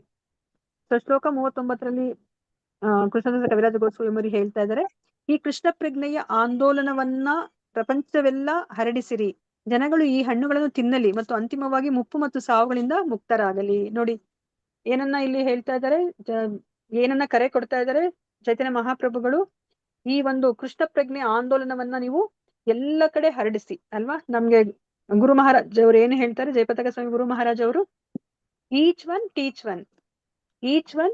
ಒನ್, ಒಬ್ರು ಹೇಳ್ಕೊಡಿ ಸಾಕು, ಅವಾಗ ಏನಾಗುತ್ತೆ, ಇಡೀ ಪ್ರಪಂಚದಾದ್ಯಂತ ಆ ಕೃಷ್ಣ ಪ್ರಜ್ಞೆ ಹರಡುತ್ತೆ ಅಂತ ಹೇಳ್ತಾರೆ ಅಲ್ವಾ? ನಾವ್ ಎಷ್ಟೊಂದು ಆತರ ಸೇಲ್ಸ್ ಅನ್ನು ನಾವು ನೋಡಿದೀವಿ ಅಲ್ವಾ? ಸೊ ಇವಾಗ ಆ ಸ್ಕೀಮ್ಸ್ ಅಲ್ಲಿ ಏನ್ ಮಾಡ್ತಾರೆ, ಇವಾಗ ನಾನು ಆ ಸ್ಕೀಮ್ ಜಾಯಿನ್ ಆಗಿರ್ತೀನಿ, ನಾನು ಇನ್ನೊಬ್ಬರನ್ನ ಕರ್ಕೊಂಡ್ ಬಂದ್ರೆ ನನ್ಗೆ ಅವ್ರು ಏನಾದ್ರು ಒಂದು ಪರ್ಕ್ ಕೊಡ್ತಾರೆ ಅಲ್ವಾ, ಒಂದು ಸೀರೆನೋ ಅಥವಾ ಇನ್ನೇನೋ ಕೊಡ್ತಾರೆ. ಸೊ ಅವಾಗ ಅಂದ್ರೆ ನಾನು ಒಬ್ಬನ್ ಕರ್ಕೊಂಬಂದ್ ಸೇರ್ಸಿದ್ದಕ್ಕೆ, ಸೊ ಮತ್ತೆ ನಾನ್ ಸೇರ್ಸಿರೋರು ಇನ್ನೊಬ್ರನ್ನ ಕರ್ಕೊಂಬಂದ್ ಸೇರ್ಸಿದ್ರೆ ಇವಾಗ ನಾನ್ ಸೇರ್ಸಿರೋರ್ಗೆ ಅವ್ರು ಒಂದು ಮತ್ತೆ ಗಿಫ್ಟ್ ಕೊಡ್ತಾರೆ ಅಲ್ವಾ? ಇದೇ ತರ ಚೈನ್ ಬೆಳ್ಕೊಂಡ್ ಹೋಗುತ್ತೆ. ಅವಾಗ ಏನಾಗುತ್ತೆ, ಎಷ್ಟೊಂದು ಜನ ಆ ಒಂದು ಸ್ಕೀಮ್ಗೆ ಜಾಯಿನ್ ಆಗ್ತಾರೆ ಅಲ್ವಾ? ನಾವ್ ಈ ಭೌತಿಕ ಪ್ರಪಂಚನ ನಾವು ನೋಡಿದೀವಿ ಆತರ ಸ್ಕೀಮ್ ಅಲ್ವಾ? ಅದೇ ತರನೇ ಇವಾಗ ನಮ್ಗೆ ಈ ಆಧ್ಯಾತ್ಮಿಕವಾಗೂ ಅಷ್ಟೇನೆ, ಈ ಆಧ್ಯಾತ್ಮಿಕ ಜ್ಞಾನ ಎಲ್ಲ ಕಡೆ ಹರಡ್ಬೇಕಂತಂದ್ರೆ ನಮ್ಗೆ ಗುರು ಮಹಾರಾಜ್ ಅವ್ರು ಏನು ಸ್ಕೀಮ್ ಅನ್ನ ಹೇಳಿದ್ದಾರೆ, ಏನನ್ನ ಮಾಡ್ಬೇಕು ಅಂತ ಹೇಳಿದ್ದಾರೆ, ಈಚ್ ಒನ್ ಟೀಚ್ ಒನ್. ನೀವು ಒಬ್ಬೊಬ್ರಿಗೆ ಅಟ್ಲೀಸ್ಟ್ ಹೊಸೊಬ್ರನ್ನ ಕರ್ಕೊಂಡ್ ಬಂದು ನೀವು ಈ ಕೃಷ್ಣ ಪ್ರಜ್ಞಾ ಆಂದೋಲನಕ್ಕೆ ಜಾಯಿನ್ ಮಾಡಿಸಿ ಅಂತ ಹೇಳ್ಬಿಟ್ಟು ಅವರು ಹೇಳ್ತಾರೆ. ಮತ್ತೆ ಈ ಒಂದು ಭಕ್ತಿ ವೃಕ್ಷದಿಂದ ಬಂದಿರುವಂತಹ ಹಣ್ಣುಗಳನ್ನ ಯಾರಾದ್ರೂ ತಿಂದ್ರೆ ಏನಾಗುತ್ತೆ ಅಂತ ಹೇಳ್ತಾ ಇದ್ದಾರೆ. ಸೊ ತಿಂದ್ರೆ ನೋಡಿ, ಈ ತರದ್ ನಾವ್ ಇಂತಹ ಹಣ್ಣನ್ನ ನಾವು ನೋಡೇ ಇಲ್ಲ ಅಲ್ವಾ? ನಾವ್ ತಿಂದ್ರು ಏನಾಗುತ್ತೆ, ನಮಗ್ ತುಂಬಾ ಸಂತೋಷ ಆಗುತ್ತೆ, ಯಾಕಂದ್ರೆ ಅಷ್ಟು ರುಚಿಯಾಗಿರುತ್ತೆ, ಅದ್ರ ಸ್ವಾದಿಷ್ಟವಾಗಿರುತ್ತೆ, ಮತ್ತೆ ದೇಹಕ್ಕೆ ಒಂದ್ ಸ್ವಲ್ಪ ಅದು ಪೌಷ್ಟಿಕಾಂಶಗಳನ್ನ ಒದಗಿಸಿ ಕೊಡುತ್ತೆ ಅಲ್ವಾ? ಇಷ್ಟೇ ನಮ್ಗೆ ಗೊತ್ತಿರೋದು, ಒಂದು ಹಣ್ಣನ್ನ ತಿಂದ್ರೆ ನಮ್ಗೆ ಸಿಗೋವಂತಹದ್ದು. ಆದ್ರೆ ಇಲ್ಲಿ ಈ ಒಂದು ಭಕ್ತಿ ವೃಕ್ಷದಿಂದ ಬಂದಿರುವಂತಹ ಈ ಒಂದು ಕೃಷ್ಣ ಪ್ರೇಮ ಅನ್ನೋ ಒಂದು ಹಣ್ಣನ್ನ ನಾವು ಸವಿದ್ರೆ ಏನಾಗುತ್ತೆ, ನಾವು ಈ ಒಂದು ಹುಟ್ಟು ಸಾವಿನಿಂದ ನಾವು ಮುಕ್ತರಾಗ್ಬಿಡ್ತೀವಿ ಅಂತ ಹೇಳ್ತಾರೆ. ನೋಡಿ, ಇಂತಹ ಹಣ್ಣನ್ನ ನಾವು ಬೇಡ ಅಂತ ಅನ್ಕೋತಾ ಇದೀವಿ ಅಲ್ವಾ? ಈ ಹುಟ್ಟು ಸಾವಿನ ಚಕ್ರದಿಂದ ನಾವು ಹೊರಗಡೆ ಬಂದ್ಬಿಡ್ಬೋದು. ಭಾವಾರ್ಥದಲ್ಲಿ ಪ್ರಭುಪಾದರು ಹೇಳ್ತಾ ಇದ್ರೆ, ಈ ಶ್ರೀ ಚೈತನ್ಯರು ಆರಂಭಿಸಿದ ಕೃಷ್ಣ ಪ್ರಜ್ಞೆ ಆಂದೋಲನ ತುಂಬಾ ಮುಖ್ಯವಾದದ್ದು. ಏಕೆಂದ್ರೆ ಇದನ್ನು ಸ್ವೀಕರಿಸಿದವರು ಹುಟ್ಟು ಸಾವು ಮುಪ್ಪುಗಳಿಂದ ಮುಕ್ತರಾಗಿ ಶಾಶ್ವತರಾಗುತ್ತಾರೆ ಅಲ್ವಾ? ಇವಾಗ ನಮ್ಗಿರೋದು 4 ತೊಂದರೆಗಳಿದೆ ಅಲ್ವಾ? ಯಾವ್ದ್ಯಾವ್ದು? ಜನ್ಮ, ಮೃತ್ಯು, ಜರ, ವ್ಯಾಧಿ. ಈ 4ಕ್ಕೆ ಈ ಸೈನ್ಸ್ ಎಷ್ಟೇ ಮುಂದುವರೆದ್ರೂ ಸಹ ಅದಕ್ಕೆ ಏನೇ ಒಂದು ಪರಿಹಾರವನ್ನ ಅದು ಒದಗಿಸಿ ಕೊಡ್ಲಿಕ್ಕೆ ಆಗೋದಿಲ್ಲ ಅಲ್ವಾ? ಸೊ ಅದಕ್ಕೇನೆ ಇದರಿಂದ ನಾವು ಹೊರಗಡೆ ಬರ್ಬೇಕು, ಈ ಒಂದು ಹುಟ್ಟು ಸಾವಿನ ಚಕ್ರದಿಂದ ನಾವು ಹೊರಗಡೆ ಬರ್ಬೇಕಂದ್ರೆ ಇರೋದು ಒಂದೇ ಒಂದು ಮಾರ್ಗ ಅಲ್ವಾ? ಏಕೈಕ ಮಾರ್ಗ ಅಲ್ವಾ? ಹರೇರ್ ನಾಮ ಹರೇರ್ ನಾಮೈವ ಕೇವಲಂ ಕಲವು ನಾಸ್ತೈವ ಗತಿರನ್ಯತ ಅಂತ ಹೇಳ್ತಾರೆ ಅಲ್ವಾ? 3 ಸತಿ ಹೇಳ್ತಾರೆ, ಅಂದ್ರೆ ಅದೆಷ್ಟು ಇಂಪಾರ್ಟೆಂಟ್ ಇದ್ರೆ ನಾವು ಅದನ್ನ ಒತ್ತಿ ಒತ್ತಿ ನಮ್ಗೆ ಹೇಳ್ತಾರೆ ಅಲ್ವಾ. ಸೊ ಅದಕ್ಕೇನೆ ಇಲ್ಲಿ ಹೇಳ್ತಾ ಇದಾರೆ, ಈ ಒಂದು ಚೈತನ್ಯರು ಏನು ಒಂದು ಕೃಷ್ಣ ಪ್ರಜ್ಞಾ ಆಂದೋಲನ ಆರಂಭ ಮಾಡಿದ್ರಲ್ಲ, ಇದು ತುಂಬಾ ಮುಖ್ಯವಾದದ್ದು. ಯಾರಾದ್ರೂ ಇದನ್ನ ಒಪ್ಕೊಂಡು ಅವರ ಜೀವನದಲ್ಲಿ ಅಳವಡಿಸ್ಕೊಂಡು ಅವರು ಮುಂದುವರೆದ್ರೆ ಏನಾಗುತ್ತೆ, ಈ ಹುಟ್ಟು ಸಾವು ಚಕ್ರದಿಂದ ಅವರು ಮುಕ್ತರಾಗ್ತಾರೆ, ಮತ್ತೆ ಅವರು ಶಾಶ್ವತವಾಗಿ ಇರುವಂತಹ ಒಂದು ಲೋಕವನ್ನ ಸೇರ್ತಾರೆ ಅಲ್ವಾ, ಅವರ ಆಧ್ಯಾತ್ಮಿಕ ಸ್ಥಾನವನ್ನ ಅವರು ಪಡಿತಾರೆ ಅಂತ ಬಿಟ್ಲಿ ಹೇಳ್ತಾ ಇದ್ದಾರೆ. ಸೊ ಬದುಕಿನ ನಿಜವಾದ ಬೇಗುದಿಗಳೆಂದರೆ ಹುಟ್ಟು ಸಾವು ಮುಪ್ಪು ಮತ್ತು ರೋಗ ಎನ್ನುವ 4 ಸಾಮಾನ್ಯ ನಿಯಮಗಳು ಎನ್ನುವುದನ್ನು ಜನರು ಕಂಡುಕೊಳ್ಳುವುದಿಲ್ಲ. ಹರೇ ಕೃಷ್ಣ ಮಹಾಮಂತ್ರದ ದಿವ್ಯ ಪರಿಹಾರವನ್ನು ತಿಳಿಯದೆ ಇವರು ಮೂಢತನದಿಂದ ಈ 4 ಬೇಗುದಿಗಳಿಗೆ ಶರಣಾಗಿ ಬಿಡುತ್ತಾರೆ ಅಲ್ವಾ. ಏನ್ ಅನ್ಕೋತಾರೆ, ಓ ಇದೇನು ಮಾಡಕ್ಕಾಗಲ್ಲ, ಹಿಂಗೆ ಒಂದು ಒಂದು ಈ ಜನ್ಮವನ್ನ ಪಡೆದ್ಮೇಲೆ ಈ ಹುಟ್ಟು ಸಾವು ಮುಪ್ಪು ವ್ಯಾಧಿ ಅನ್ನೋದು ಇದ್ದೇ ಇರುತ್ತೆ, ಇದನ್ನ ಅನುಭವಿಸ್ಲೇಬೇಕು ಅಂತ ಬಿಟ್ಟು ಅವ್ರು ಒಪ್ಕೊಂಡ್ಬಿಡ್ತಾರೆ. ಯಾವತ್ತು ಯೋಚನೆ ಮಾಡೋದಿಲ್ಲ ಭಗವಂತ ನಮ್ಗೆ ಎಷ್ಟು ಜ್ಞಾನವನ್ನ ಕೊಟ್ಟಿದ್ದಾರೆ, ಈ ಜ್ಞಾನವನ್ನ ಉಪಯೋಗಿಸ್ಕೊಂಡು ಹೌದು ಈ 4 ಇದೆಯಲ್ಲ, ಈ 4ರಿಂದ ನಾನು ತೊಂದರೆಗೆ ಅನುಭವಿಸ್ತಾ ಇದೀನಲ್ಲ, ಇದಕ್ಕೆ ಒಂದು ಪರಿಹಾರನೇ ಇಲ್ವಲ್ಲ, ಅಥವಾ ಅಕಸ್ಮಾತ್ ಪರಿಹಾರ ಇದ್ರೂ ಸಹ ಶಾಶ್ವತ ಪರಿಹಾರ ಇಲ್ವಲ್ಲ, ನಾನು ಹಾಗಾದ್ರೆ ಏನಾದ್ರೂ ಒಂದು ಶಾಶ್ವತ ಪರಿಹಾರ ಇದ್ಯಾ ಅಂತ ಅವರು ಯೋಚನೆ ಮಾಡೋದಕ್ಕೂ ಹೋಗಲ್ಲ ಅಲ್ವಾ. ಸೊ ಅದನ್ನೇ ಇಲ್ಲಿ ಹೇಳ್ತಿದ್ದಾರೆ, ಅದನ್ನ ಒಪ್ಕೊಂಡ್ಬಿಡ್ತಾರೆ, ಅವರು ಅಷ್ಟು ಮೂಢರಾಗಿದ್ದಾರೆ ಅಂತ ಹೇಳ್ಬಿಟ್ಟು ಇಲ್ಲಿ ಹೇಳ್ತಾ ಇದ್ದಾರೆ. ಹರೇ ಕೃಷ್ಣ ಮಹಾಮಂತ್ರವನ್ನ ಸುಲಭವಾಗಿ ಪಠಿಸಿ ಯಾರು ಬೇಕಾದ್ರೂ ಇವೆಲ್ಲ ಬೇಗಗಳಿಂದ ಮುಕ್ತರಾಗಬಹುದು. ಆದರೆ ಇವರೆಲ್ಲರೂ ಭ್ರಾಂತಿಕಾರಕ ಶಕ್ತಿಗಳ ಆಕರ್ಷಣೆಯಿಂದಾಗಿ ಈ ಆಂದೋಲನವನ್ನು ಗಂಭೀರವಾಗಿ ಪರಿಗಣಿಸುವುದಿಲ್ಲ ಅಲ್ವಾ. ನೋಡಿ, ಅಂದ್ರೆ ಇವಾಗ ನಮ್ಗೆ ಏನಾದ್ರೂ ಆಪಲ್ ಮೊಬೈಲ್ ಫೋನ್ ಕೊಟ್ರೆ ನಾನು ಅದನ್ನ ಪೇಪರ್ ವೇಟ್ ಆಗೂ ಉಪಯೋಗಿಸ್ಬೋದು, ಅಥವಾ ಬಂಗಾರದ ಗಟ್ಟಿಯನ್ನ ಕೊಟ್ರೆ ನಾನು ಅದನ್ನ ಪೇಪರ್ ವೇಟ್ ಆಗಿ ಉಪಯೋಗಿಸ್ಬೋದು. ಆದ್ರೆ ಆ ಒಂದು ಬಂಗಾರದ ಗಟ್ಟಿನೇ ಆಗ್ಲಿ ಆಪಲ್ ಫೋನೇ ಆಗ್ಲಿ ಪೇಪರ್ ವೇಟ್ಗೋಸ್ಕರ ಇಲ್ಲ ಅಲ್ವಾ. ಸೊ ಇವಾಗ ನಾವಿಲ್ಲಿ ಅರ್ಥ ಮಾಡ್ಕೋತಾ ಇಲ್ಲ, ಭಗವಂತ ಕೊಟ್ಟಿರೋ ಜ್ಞಾನದಿಂದ ನಾವು ಅರ್ಥ ಮಾಡ್ಕೋತಿಲ್ಲ ಈ ಹರೇ ಕೃಷ್ಣ ಮಹಾಮಂತ್ರಕ್ಕೆ ಎಷ್ಟು ಶಕ್ತಿ ಇದೆ, ಈ ಹರೇ ಕೃಷ್ಣ ಆಂದೋಲನಕ್ಕೆ ಎಷ್ಟು ಶಕ್ತಿ ಇದೆ, ಅದನ್ನ ಉಪಯೋಗಿಸ್ಕೊಂಡು ನಾನು ಈ ಒಂದು ಚಕ್ರದಿಂದ ನಾನು ಈ ಭವಸಾಗರವನ್ನ ನಾನು ದಾಟ್ಬೋದಲ್ಲ, ಈ ಚಕ್ರದಿಂದ ನಾನು ಹೊರಗಡೆ ಬರ್ಬೋದಲ್ಲ ಅಂತ ನಾವು ಯೋಚನೆ ಮಾಡೋದಿಲ್ಲ. ಆದ್ದರಿಂದ ನಿಜವಾಗಲೂ ಶ್ರೀ ಚೈತನ್ಯ ಮಹಾಪ್ರಭು ಅವರ ಸೇವಕರಾಗಿರುವವರು ಮಾನವ ಸಮಾಜಕ್ಕೆ ಅತ್ಯಮೂಲ್ಯವಾದ ಅನುಕೂಲವನ್ನು ಮಾಡಿಕೊಡಲು ಶ್ರದ್ಧಾಯುಕ್ತವಾಗಿ ಈ ಆಂದೋಲನವನ್ನು ಪ್ರಪಂಚದಲ್ಲೆಲ್ಲ ಹರಡಬೇಕು ಅಲ್ವಾ. ನೋಡಿ ಅದಕ್ಕೋಸ್ಕರ ಏನ್ ಹೇಳ್ತಾ ಇದಾರೆ, ಅವ್ರಿಗೆ ಅರ್ಥ ಆಗ್ತಿಲ್ಲ, ಅವರು ಮೂಢರಿದ್ದಾರೆ ಹೌದು ಅಲ್ವಾ. ಅದಕ್ಕೆನೆ ನಮ್ಗೆ ಏನ್ ಹೇಳ್ತಾರೆ, ಆ ಭಗವಂತನ ಆ ಒಂದು ಭಕ್ತರೇನಿದ್ದಾರೆ ಅವರು ತುಂಬಾ ಕರುಣಾಳುಗಳು ಅಲ್ವಾ. ನಾವು ಭಗವಂತನನ್ನೇ ನಾವು ಕರುಣಾ ಸಾಗರ ಅಂತ ಹೇಳ್ತೀವಿ, ಸಾಗರಕ್ಕೆ ಹೋಲಿಸ್ತೀವಿ. ಆದ್ರೆ ಆ ಭಗವಂತನ ಭಕ್ತರು ಇನ್ನ ಅವರು ಕರುಣಾಮಯಿಗಳು ಅಲ್ವಾ. ನೋಡಿ ಅವ್ರೊಬ್ರೇ ಬೇಕಾದ್ರೆ ಅವರು ಭಗವಂತನ ಲೋಕಕ್ಕೆ ಹೋಗ್ಬೋದು, ಆದ್ರೆ ಅವ್ರಿಗೆ ಯಾವ ಒಂದು ಆಸೆ ಇದೆ, ಅವರು ತಾವೊಬ್ರೇ ಅಲ್ಲ ಎಲ್ಲರನ್ನೂ ಸಹ ಅವರು ಭಗವಂತನ ಬಳಿಗೆ ಕರ್ಕೊಂಡು ಹೋಗ್ಬೇಕು, ಭಗವಂತನ ಲೋಕಕ್ಕೆ ಕರ್ಕೊಂಡು ಹೋಗ್ಬೇಕು ಅಂತ ಅವರು ಇಚ್ಛೆ ಪಡ್ತಾರೆ. ಅದಕ್ಕೇನೆ ಅವರು ಈ ಒಂದು ಆಂದೋಲನವನ್ನ ಎಲ್ಲರಿಗೂ ಮುಟ್ಟೋ ತರ ಮತ್ತೆ ಎಲ್ಲರೂ ಅರ್ಥ ಮಾಡ್ಕೊಳ್ಳೋ ತರ ಅವರು ಪ್ರಯತ್ನ ಪಡ್ತಾರೆ. ಆದರೆ ಚಿಕ್ಕ ಭಾಗದ ಮಾನವ ಸಂಕುಲವೊಂದು ಇದನ್ನು ಗಂಭೀರವಾಗಿ ತೆಗೆದುಕೊಂಡು ದೊಡ್ಡ ಧ್ವನಿಯಲ್ಲಿ ಮಂತ್ರವನ್ನು ಪಠಿಸಿದರೆ ಎಲ್ಲ ಜೀವಿಗಳು, ಮರಗಳು, ಪ್ರಾಣಿಗಳು ಮತ್ತು ಕೆಳ ಪಂಗಡಗಳೆಲ್ಲವೂ ಇದರ ಪ್ರಯೋಜನ ಪಡೆಯಬಹುದು ಅಲ್ವಾ. ಅದಕ್ಕೆ ನಮ್ಗೆ ಆಚಾರ್ಯರು ಏನ್ ಹೇಳ್ತಾರೆ, ಪ್ರಭುಪಾದರು ಏನ್ ಹೇಳ್ತಾ ಇದ್ರು, ಹೌದು ಇಡೀ ಇವಾಗ ಎಷ್ಟು ಕೋಟ್ಯಾಂತರ ಜನರಿದ್ದಾರೆ ಅಲ್ವಾ ಈ ಭೌತಿಕ ಪ್ರಪಂಚದಲ್ಲಿ, ಅವರೆಲ್ಲರೂ ಸಹ ಕೃಷ್ಣ ಪ್ರಜ್ಞೆಗೆ ಬರ್ಲಿಕ್ಕೆ ಆಗಿಲ್ಲ ಅಂದ್ರೂ ಪರವಾಗಿಲ್ಲ, ಅಟ್ಲೀಸ್ಟ್ 1/4 ಕೃಷ್ಣ ಪ್ರಜ್ಞೆಗೆ ಬಂದ್ರೂ ಸಾಕು, ಇಡೀ ಒಂದು ಈ ವಿಶ್ವವೇ ವೈಕುಂಠವಾಗ್ಬಿಡುತ್ತೆ ಅಂತ ಹೇಳ್ಬಿಟ್ಟು ಹೇಳ್ತಾರೆ. ಸೊ ಅದನ್ನ ಹೇಗೆ ಅಂತ ಹೇಳ್ಬಿಟ್ಟು ನಮ್ಗೆ ಮುಂದೆ ಹೇಳ್ತಾ ಇದ್ದಾರೆ. ಶ್ರೀ ಚೈತನ್ಯ ಮಹಾಪ್ರಭು ಅವರು ಒಮ್ಮೆ ಹರಿದಾಸ ಠಾಕೂರ್ ಅವರನ್ನು ಸಂಬೋಧಿಸಿ ಮಾನವ ಸಂಕುಲವನ್ನು ಬಿಟ್ಟು ಉಳಿದ ಜೀವಿಗಳಿಗೆ ಹೇಗೆ ಇವರು ಅನುಕೂಲ ಮಾಡಿ ಕೊಡುತ್ತಿದ್ದಾರೆ ಎಂದು ವಿಚಾರಿಸಿದಾಗ, ಹರೇ ಕೃಷ್ಣ ಮಹಾಮಂತ್ರ ಎಷ್ಟು ಶಕ್ತಿಯುತವಾಗಿದೆ ಎಂದರೆ ಅದನ್ನು ಎತ್ತರದ ಸ್ವರದಲ್ಲಿ ಉಚ್ಚರಿಸಿದಾಗ ಪ್ರತಿಯೊಬ್ಬರಿಗೂ ಕೆಳಜೀವಿ ಯೋನಿಗಳಿಗೂ ಸೇರಿ ಅನುಕೂಲವಾಗುತ್ತದೆ ಎಂದು ಶ್ರೀ ಹರಿದಾಸ ಠಾಕೂರ್ ಅವರು ಉತ್ತರಿಸಿದರು ಅಲ್ವಾ. ನಮ್ಗೆ ಗೊತ್ತಿರೋ ಹಾಗೇನೆ ಚೈತನ್ಯ ಮಹಾಪ್ರಭುಗಳವರು ಎಷ್ಟು ಭಕ್ತರ ಜೊತೆ ಅವರು ಏನು ಈ ವಿಚಾರ ವಿನಿಮಯವನ್ನ ಮಾಡ್ಕೊಂಡಿದ್ದಾರೆ ಅಲ್ವಾ. ಸೊ ಅವರು ಯಾರು ರಾಮಾನಂದ ರಾಯ್ ಅವ್ರ ಹತ್ರ ಮಾತಾಡಿದ್ದಾರೆ, ಸಾರ್ವಭೌಮ ಭಟ್ಟಾಚಾರ್ಯರ ಹತ್ರ ಮಾತಾಡಿದ್ದಾರೆ, ಪ್ರಕಾಶಾನಂದ ಸರಸ್ವತಿ ಅವ್ರ ಹತ್ರ ಮಾತಾಡಿದ್ದಾರೆ, ಯಾರು ಸನಾತನ ಗೋಸ್ವಾಮಿ ಅವ್ರ ಹತ್ರ ಮಾತಾಡಿದ್ದಾರೆ, ರೂಪ ಗೋಸ್ವಾಮಿ ಅವ್ರ ಹತ್ರ ಮಾತಾಡಿದ್ದಾರೆ, ಮತ್ತೆ ಇಲ್ಲಿ ಹರಿದಾಸ ಠಾಕೂರ್ ಅವ್ರ ಹತ್ರ ಮಾತಾಡಿರೋದನ್ನ ಇಲ್ಲಿ ಹೇಳ್ತಾ ಇದ್ದಾರೆ ಅಲ್ವಾ. ಹರಿದಾಸ ಠಾಕೂರ್ ಹತ್ರ ಮಾತಾಡಿದಾಗ ನನಗೆ ತುಂಬಾ ಅಂದ್ರೆ ಬೇಜಾರಾಗ್ತಾ ಇದೆ, ಎಲ್ಲರೂ ಹರಿನಾಮವನ್ನ ಹೇಳ್ಕೊತಾ ಇಲ್ಲ, ಮತ್ತೆ ಹೇಗೆ ಎಲ್ಲಾರನ್ನು ಉದ್ಧಾರ ಮಾಡೋದು ಅಂತ ಆ ಪ್ರಶ್ನೆಗಳನ್ನ ಕೇಳಿದಾಗ ಹರಿದಾಸ ಠಾಕೂರ್ ಅವರು ಭಗವಂತನಿಗೆ ಅವರು ಅಂದ್ರೆ ಚೈತನ್ಯ ಮಹಾಪ್ರಭುಗಳಿಗೆ ಅವ್ರು ಉತ್ತರವನ್ನ ಕೊಡ್ತಾ ಇದ್ದಾರೆ ಅಲ್ವಾ. ಸೊ ಅದಕ್ಕೆ ನೀವು ಅಯ್ಯೋ ಇದೆಲ್ಲ ಇದು ಬೇರೆ ಅನ್ಯ ಮತೀಯರಿಗೆ ಇದು ಹೋಗ್ತಾ ಇಲ್ವಲ್ಲ, ಅವರು ಹರೇ ಕೃಷ್ಣ ಮಹಾಮಂತ್ರವನ್ನ ಅವರು ಇಲ್ಲ ಇದು ನಾವು ಹೇಳುವಂತಹ ಮಂತ್ರವಲ್ಲ ಅಂತ ಹೇಳ್ಬಿಟ್ಟು ದೂರ ಇಡ್ತಿದಾರಲ್ಲ, ಮತ್ತೆ ಹೇಗೆ ಅವರು ಇವಾಗ ಹರಿನಾಮವನ್ನ ಉಚ್ಚರಿಸ್ಲಿಕ್ಕೆ ಸಾಧ್ಯ ಅಂತ ಹೇಳಿದಾಗ ಅವ್ರು ಏನ್ ಹೇಳ್ತಾರೆ, ನೀವು ಬೇಜಾರ್ ಮಾಡ್ಕೋಬೇಡಿ, ಇವಾಗ ಏನಂತಂದ್ರೆ ಅವರು ಇವಾಗ ಕೋಪದಿಂದ ಅವ್ರು ಏನ್ ಹೇಳ್ತಾರೆ, ಇವಾಗ ಅಕಸ್ಮಾತ್ ಮುಸಲ್ಮಾನರೇ ಆಗ್ಲಿ ಅವ್ರ ಕೋಪದಿಂದ ಏನ್ ಹೇಳ್ತಾರೆ, ಆ ಏನು ಹರಾಮ್ ಹರಾಮ್ ಚೋರ್ ಅಂತ ಹಂಗೆ ಆತರ ಹರಾಮ್ ಅಂತ ಏನೋ ಹೇಳ್ತಾರೆ ಅಲ್ವಾ. ಸೊ ಅವಾಗ ಏನಾಗುತ್ತೆ, ಅಲ್ಲಿ ರಾಮ್ ಅಂತ ಹೆಸರು ಬರುತ್ತೆ. ಸೊ ಅವರು ರಾಮನಾಮವನ್ನ ಅವರು ಉಚ್ಚರಿಸ್ತಾ ಇದ್ದಾರೆ. ಮತ್ತೆ ಎಷ್ಟೊಂದು ಇಲ್ಲಿ ಊರಿನ ಹೆಸರುಗಳನ್ನೆಲ್ಲ ನೋಡಿದ್ರು ಸಹ ದೇವರ ಹೆಸರುಗಳಿದೆ ಅಲ್ವಾ. ಹರಿಹರ ಅಲ್ವಾ, ಮತ್ತೆ ರಾಮನಗರ, ಈ ತರ ಅವರು ದೇವರ ಹೆಸರು ಹೇಳಲ್ಲ ಅಂದ್ರೂ ಸಹ ಇಲ್ಲಿ ಹರಿನಾಮವನ್ನ ಉಚ್ಚರಿಸ್ತಾ ಇದ್ದಾರೆ ಅಲ್ವಾ. ಈ ತರ ಅವರು ನಿನ್ನ ಕೃಪೆಗೆ ಪಾತ್ರರಾಗ್ತಾರೆ ಅಂತ ಹೇಳ್ಬಿಟ್ಟು ಕೃಷ್ಣದಾಸ ಕವಿರಾಜ್ ಸರಿ ಯಾರು ಹರಿದಾಸ ಠಾಕೂರ್ ಅವರು ಹೇಳ್ತಾರೆ. ಮತ್ತೆ ಇನ್ನ ಏನ್ ಹೇಳ್ತಾರೆ, ಅಯ್ಯೋ ಇನ್ನ ಮತ್ತೆ ಬೇರೆ ಪ್ರಾಣಿಗಳಿಗೆಲ್ಲ ಹರಿನಾಮವನ್ನ ಹೇಳ್ಕೊಳ್ಲಿಕ್ಕೆ ಆಗೋದಿಲ್ವಲ್ಲ, ಅವರ ದೇಹ ಅದಕ್ಕೆ ಅನುವು ಮಾಡ್ಕೊಡೋದಿಲ್ವಲ್ಲ ಅಂತ ಹೇಳಿದಾಗ ಇಲ್ಲಿ ಹೇಳ್ತಾ ಇದಾರೆ ಹರಿನಾಮಕ್ಕೆ ಎಷ್ಟು ಶಕ್ತಿ ಇದೆ ಅಂತಂದ್ರೆ, ಹರಿನಾಮವನ್ನ ಯಾರಾದ್ರೂ ಉಚ್ಚ ಸ್ವರದಲ್ಲಿ ಉಚ್ಚರಿಸಿದ್ರೆ ಅದರ ವೈಬ್ರೇಷನ್ ಎಲ್ಲ ಕೆಳ ಯೋನಿಗಳಿಗೆಲ್ಲನೂ ಸಹ ಅದು ಮುಟ್ಟುತ್ತೆ.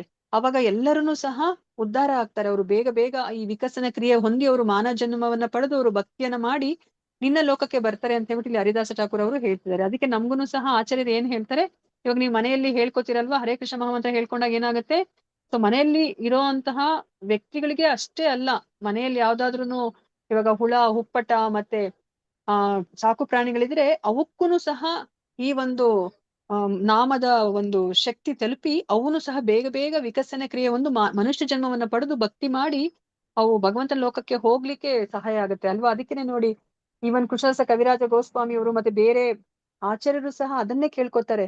ಅಕಸ್ಮಾತ್ ನನಗೆ ಮುಂದಿನ ಜನ್ಮದಲ್ಲಿ ನಾನು ಕೆಳ ಯೋನಿಯಲ್ಲಿ ಹುಟ್ಟಿದ್ರೆ ನೀನು ನನ್ನನ್ನ ಅಟ್ಲೀಸ್ಟ್ ನೀನು ಭಕ್ತರ ಮನೆಯಲ್ಲಾದ್ರೂ ಭಕ್ತರ ಮನೇಲಿ ಹುಟ್ಸಿದ್ರೆ ಏನಾಗುತ್ತೆ, ನನ್ಗೆ ಅಟ್ಲೀಸ್ಟ್ ಪ್ರಸಾದನಾದ್ರೂ ಸಿಗುತ್ತೆ. ಯಾಕಂದ್ರೆ ಅವ್ರು ಎಷ್ಟೇ ಶುಭ್ರವಾಗಿ ಇಟ್ಕೊಂಡ್ರು ಅಲ್ಲೋ ಇಲ್ಲೋ ನಿನ್ನ ಪ್ರಸಾದದ ಒಂದು ಚಿಕ್ಕ ಚಿಕ್ಕ ಕಾಳುಗಳು ಬಿದ್ದಿರುತ್ತೆ, ಅದನ್ನ ನಾನು ಸ್ವೀಕರಿಸಬಹುದು ಅಂತ ಹೇಳ್ತಾರೆ ಅಲ್ವಾ. ನೋಡಿ ಎಷ್ಟು ಅವರಲ್ಲಿ ಆ ಹ್ಯುಮಿಲಿಟಿ ಅನ್ನೋದು ಇದೆ ಅಲ್ವಾ. ಸೊ ಅವ್ರು ಆ ಕೆಳಯೋನಿಯಲ್ಲಿ ಹುಟ್ಟೋ ಚಾನ್ಸೇ ಇಲ್ಲ, ಆದ್ರೂ ಸಹ ಅವರು ಹೇಗೆ ಯೋಚನೆ ಮಾಡ್ತಾರೆ, ಕೆಳಯೋನಿಯಲ್ಲಿ ಹುಟ್ಟಿದ್ರೆ ನಾವು ಹರಿನಾಮವನ್ನ ಹೇಳ್ಕೊಳ್ಲಿಕ್ಕೆ ಸಾಧ್ಯನೇ ಇಲ್ಲ, ಆದ್ರೆ ನಮ್ಗೆ ಆ ಪ್ರಸಾದವನ್ನ ತಿನ್ನುವಂತಹ ಒಂದು ಅವಕಾಶ ಸಿಗುತ್ತೆ ಅಂತ ಹೇಳ್ಬಿಟ್ಟು ಕೇಳ್ಕೊತಾರೆ. ಈಗ ಮತ್ತೆ 40ರಲ್ಲಿ ಏನ್ ಹೇಳ್ತಾ ಇದ್ರೆ, ಹಣ್ಣುಗಳನ್ನ ಪ್ರಪಂಚದೆಲ್ಲೆಡೆ ಹಂಚಿದರೆ ಪುಣ್ಯ ಪುರುಷನೆಂಬ ನನ್ನ ಕೀರ್ತಿ ಎಲ್ಲೆಡೆ ತಿಳಿಯುತ್ತದೆ. ಇದರಿಂದ ಎಲ್ಲ ಜನರು ನನ್ನ ಹೆಸರನ್ನು ಅತ್ಯಂತ ಸಂತೋಷದಿಂದ ವೈಭವೀಕರಿಸುತ್ತಾರೆ. ಇದೇನಿದು ಭಗವಂತನೇ ಈ ತರ ಅವ್ರನ್ನ ಎಲ್ಲರೂ ಹೊಗಳ್ಳಿ ವೈಭವೀಕರಿಸ್ಲಿ ಅಂತ ಹೇಳ್ಕೊತಿದ್ದಾರೆ ಅಂತ ಅಲ್ಲ. ಯಾಕಂದ್ರೆ ಭಗವಂತನ ಬಗ್ಗೆ ಭಗವಂತನಿಗೆ ಗೊತ್ತಿರೋದು. ಭಗವಂತ ಹೇಳಲಿಲ್ಲ ಅಂತಂದ್ರೆ ನಮ್ಗೆ ಯಾರಿಗೂ ಗೊತ್ತಾಗೋದಿಲ್ಲ. ಈಗ ನಮ್ಮ ತಂದೆ ತಾಯಿಗಳ ಬಗ್ಗೆ ನಮ್ಗೆ ಪೂರ್ತಿಯಾಗಿ ಗೊತ್ತಿಲ್ಲ, ಅವ್ರು ಎಷ್ಟನ್ನ ಹೇಳಿದ್ರು ಅಷ್ಟು ಮಾತ್ರ ನಮ್ಗೆ ಗೊತ್ತಿದೆ ಅಲ್ವಾ. ಯಾಕಂದ್ರೆ ಅವ್ರನ್ನ ಬಲ್ಲವರು ಇವಾಗ ನಾವಲ್ಲ, ಯಾಕಂದ್ರೆ ನಾವು ಅವರ ತರುವಾಯ ಹುಟ್ಟಿದವರು ಅಲ್ವಾ. ಅದೇ ತರ ಇವಾಗ ಭಗವಂತ ಅವರೇ ಆದಿ ಪುರುಷ, ಅವರ ಬಗ್ಗೆ ಅವರೇ ಹೇಳ್ಕೋಬೇಕು. ಅದನ್ನ ನಾವು ಇವ್ರಿಗೆ ಜಂಬ ಅಹಂಕಾರ ಅಂತ ನಾವ್ ಹೇಳೋ ಹಾಗಿಲ್ಲ ಅಲ್ವಾ. ಅದಕ್ಕೆ ಭಗವಂತ ಇಲ್ಲಿ ಹೇಳ್ತಾ ಇದಾರೆ, ಸೊ ನೀವೆಲ್ಲ ಕಡೆ ಇದನ್ನ ಹಂಚಿದ್ರೆ ಎಲ್ಲರೂ ಅದನ್ನ ಸ್ವೀಕರಿಸಿದಾಗ ಅದರ ಮಹಿಮೆ ತಿಳಿಯುತ್ತೆ. ಆಗ ಎಲ್ಲರೂ ನನ್ನ ನಾಮವನ್ನ ಅಂದ್ರೆ ಕೃಷ್ಣನ ನಾಮವನ್ನ ವೈಭವೀಕರಿಸ್ತಾರೆ ಅಂತ ಹೇಳ್ಬಿಟ್ಟು ಇಲ್ಲಿ ಹೇಳ್ತಾ ಇದ್ದಾರೆ. ಭಾವಾರ್ಥದಲ್ಲಿ ಪ್ರಭುಪಾದ್ರೆ ಹೇಳ್ತಾ ಇದ್ದಾರೆ, ಶ್ರೀ ಚೈತನ್ಯ ಮಹಾಪ್ರಭು ಅವರು ಈ ಭವಿಷ್ಯ ನುಡಿ ಈಗ ಖಂಡಿತವಾಗಿಯೂ ಸಾಕಾರಗೊಂಡಿದೆ.